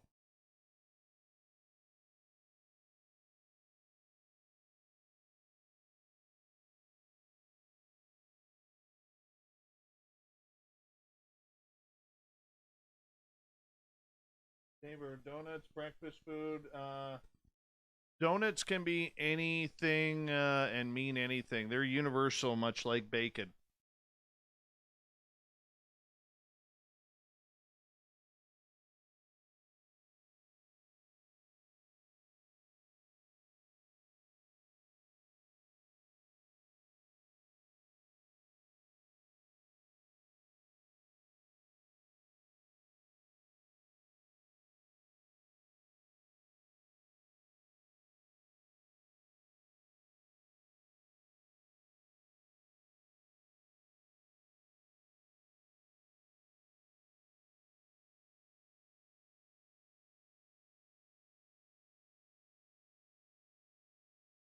Hi, Carol Burke. Welcome to the show. Thank you for joining us. Your photo looks like you have very nice hair, by the way. We like good hair around here.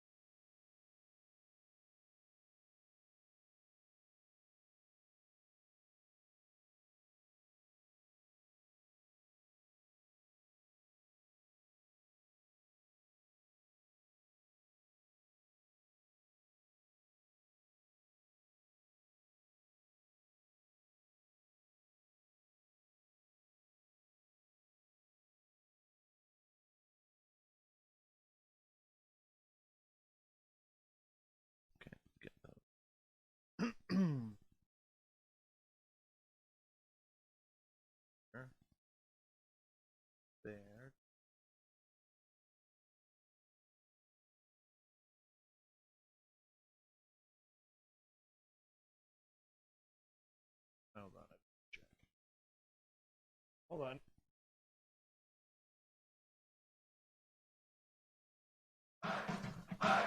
Yep. Perfect.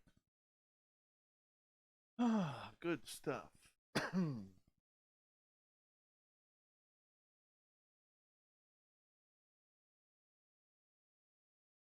or 4. It's 3. Jumping ahead here.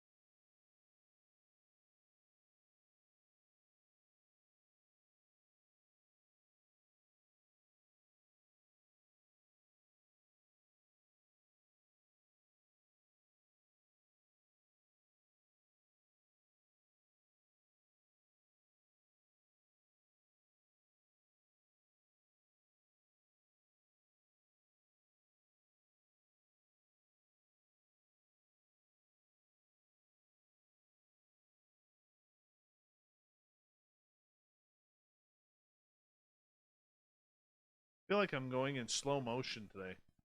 Don't know why. Feel like it.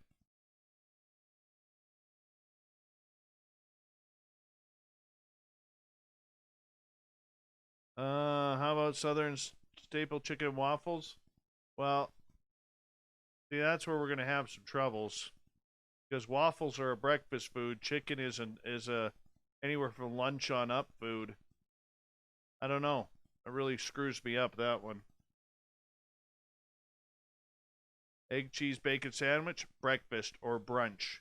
Nothing over lunch, though.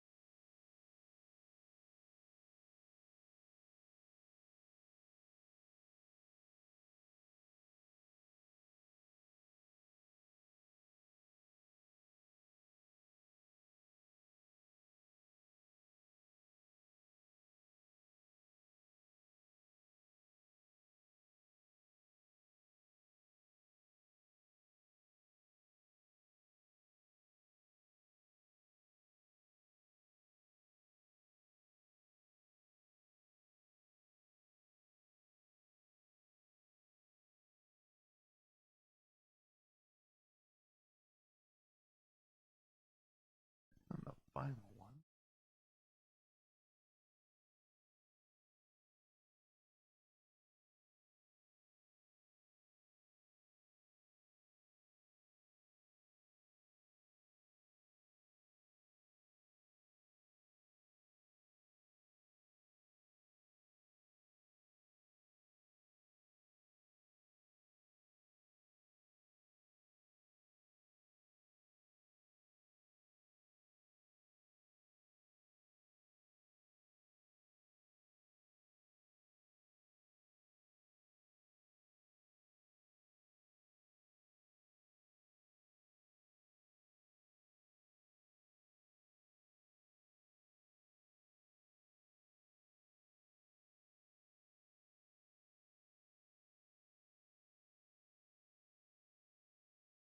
Mm-hmm.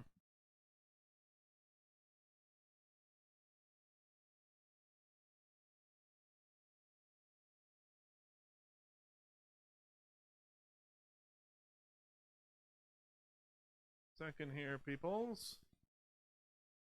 Almost time. We're only doing one verification code for tonight. Only one verification code.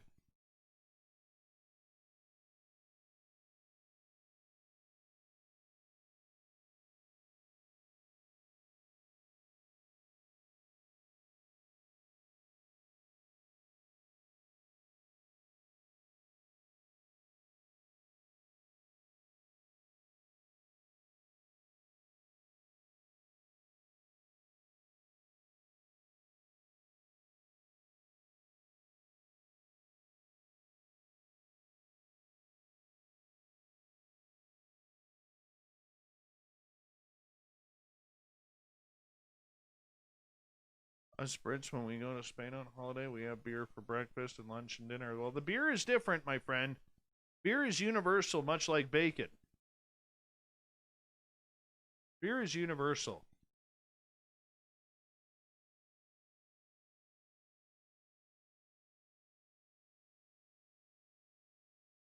Hey, Warden Dragon, how are you? Welcome.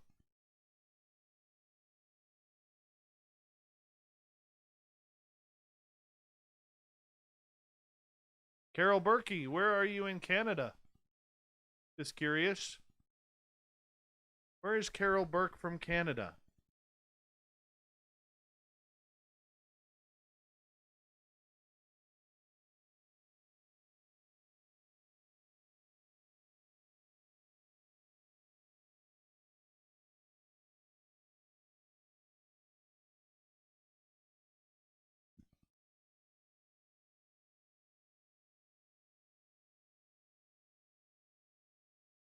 Tomorrow night, we have, who's on tomorrow night? Daisy De La Hoya. Daisy De La Hoya. Musician. Rock and roll bad girl.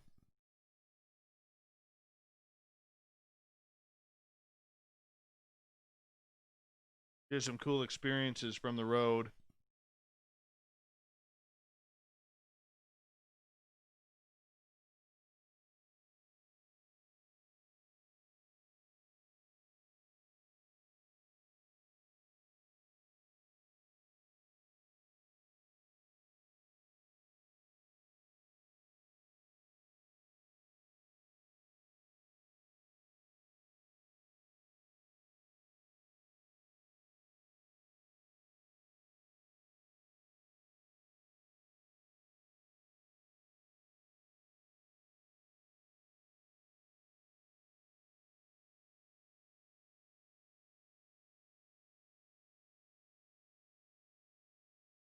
Oh, you're in Edmonton. Welcome. A good Edmonton girl. Hey, Solaire, how are you? Welcome. I'm an Oilers fan since day one, 1979 in the NHL. It's true. I love the Oilers. Love, love, love my Oilers. Always have. Always will. I did get off the bandwagon for a little while when they traded Ryan Smith. But I came back when we drafted Connor McDavid.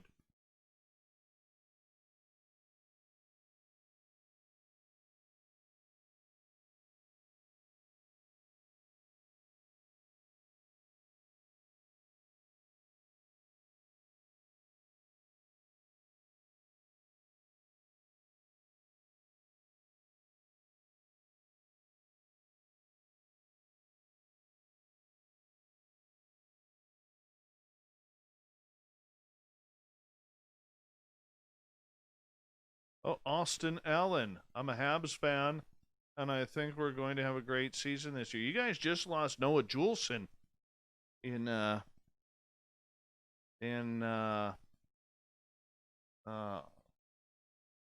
on the waivers.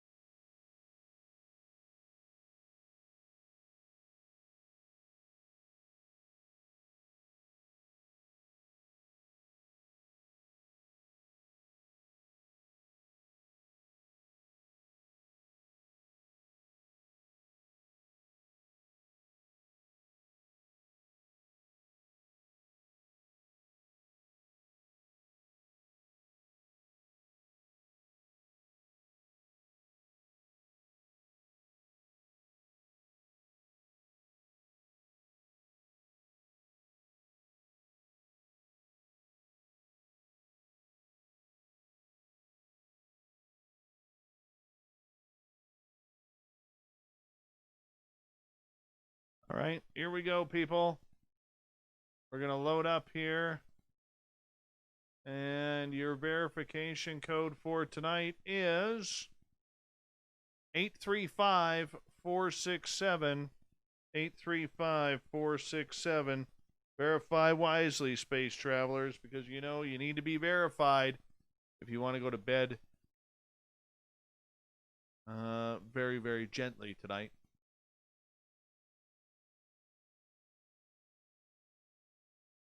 Oh, Sandra and Human Carl, look at you guys.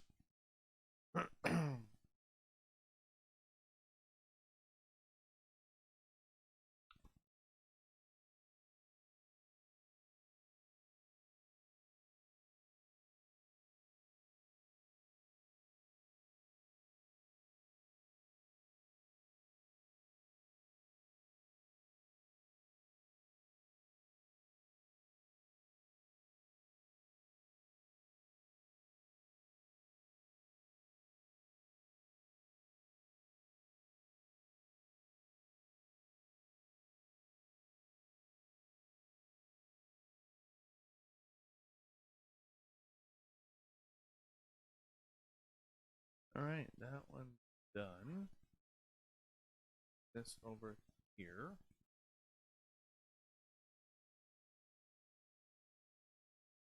Upload.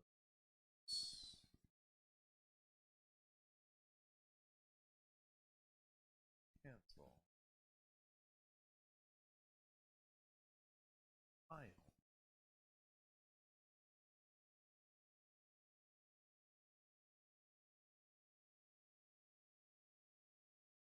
I don't follow basketball. Can't stand basketball. Out of all the athletes that I ever covered, the NBA players were the absolute worst for ego and attitude, and treating you like you weren't a human being. And then the way the NBA screwed over Vancouver, I have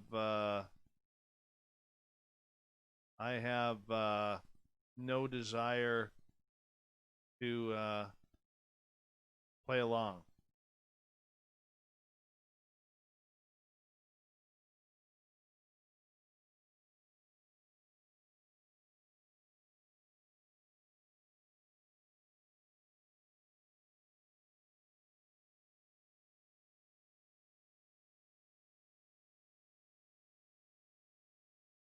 By the way, in the recent Twitter purge, just so you know, on the recent Twitter purge, we lost 114 followers. 114 followers.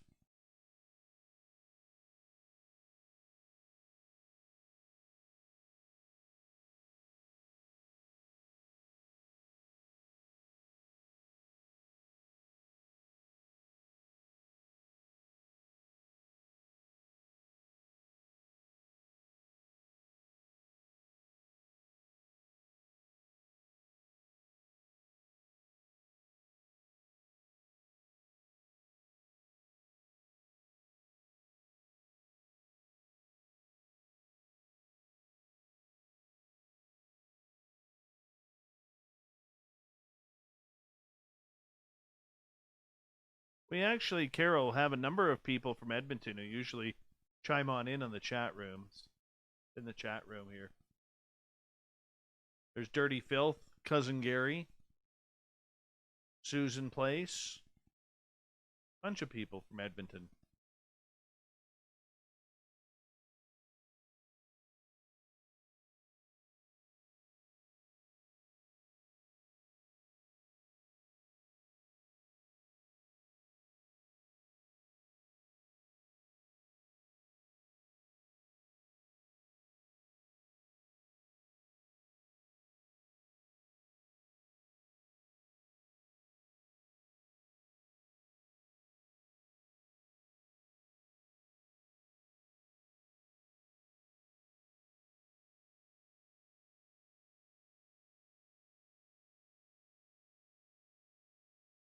Okay, that one's done.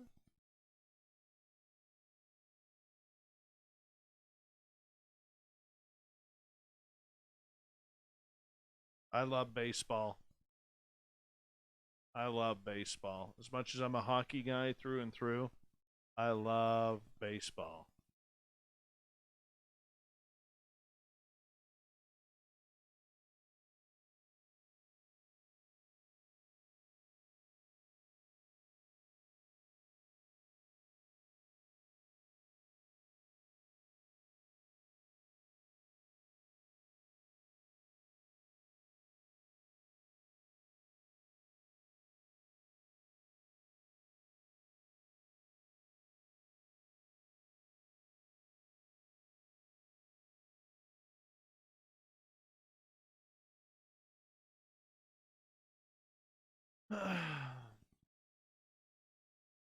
No, baseball's not worse than soccer. I'm a Yankee fan. I'm a total Yankee fan.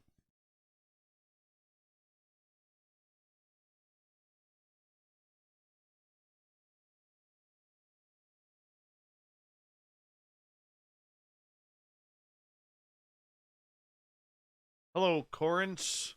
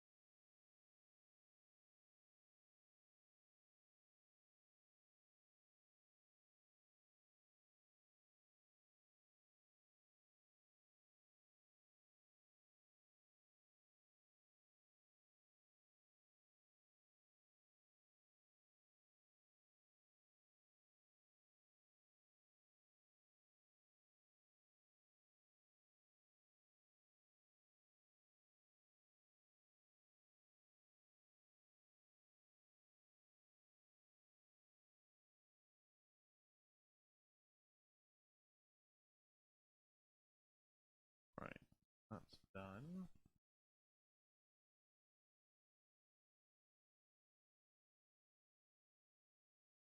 All right, we are done for the night, people. We are done for the night. Tomorrow on the show, Daisy De La Hoya going to talk some UFOs, some ghosts, what it's like to have paranormal experiences while on the road traveling, location to location. It's going to be a lot of fun. You may remember her from Rock of Love or something like that. Brett Michaels' reality show where he was trying to find a girlfriend. Yeah, she was on that. She's a cutie. Not going to lie. But we're going to have some fun with that. I don't know where it's going to go. It might be just a shit show, or it might be absolutely awesome. We'll figure it out. We will figure it out. We will talk to you all tomorrow. Thank you to TH, Babster, Trust Divine Mercy, Binster, and Chris, and Human Carl for the super chats.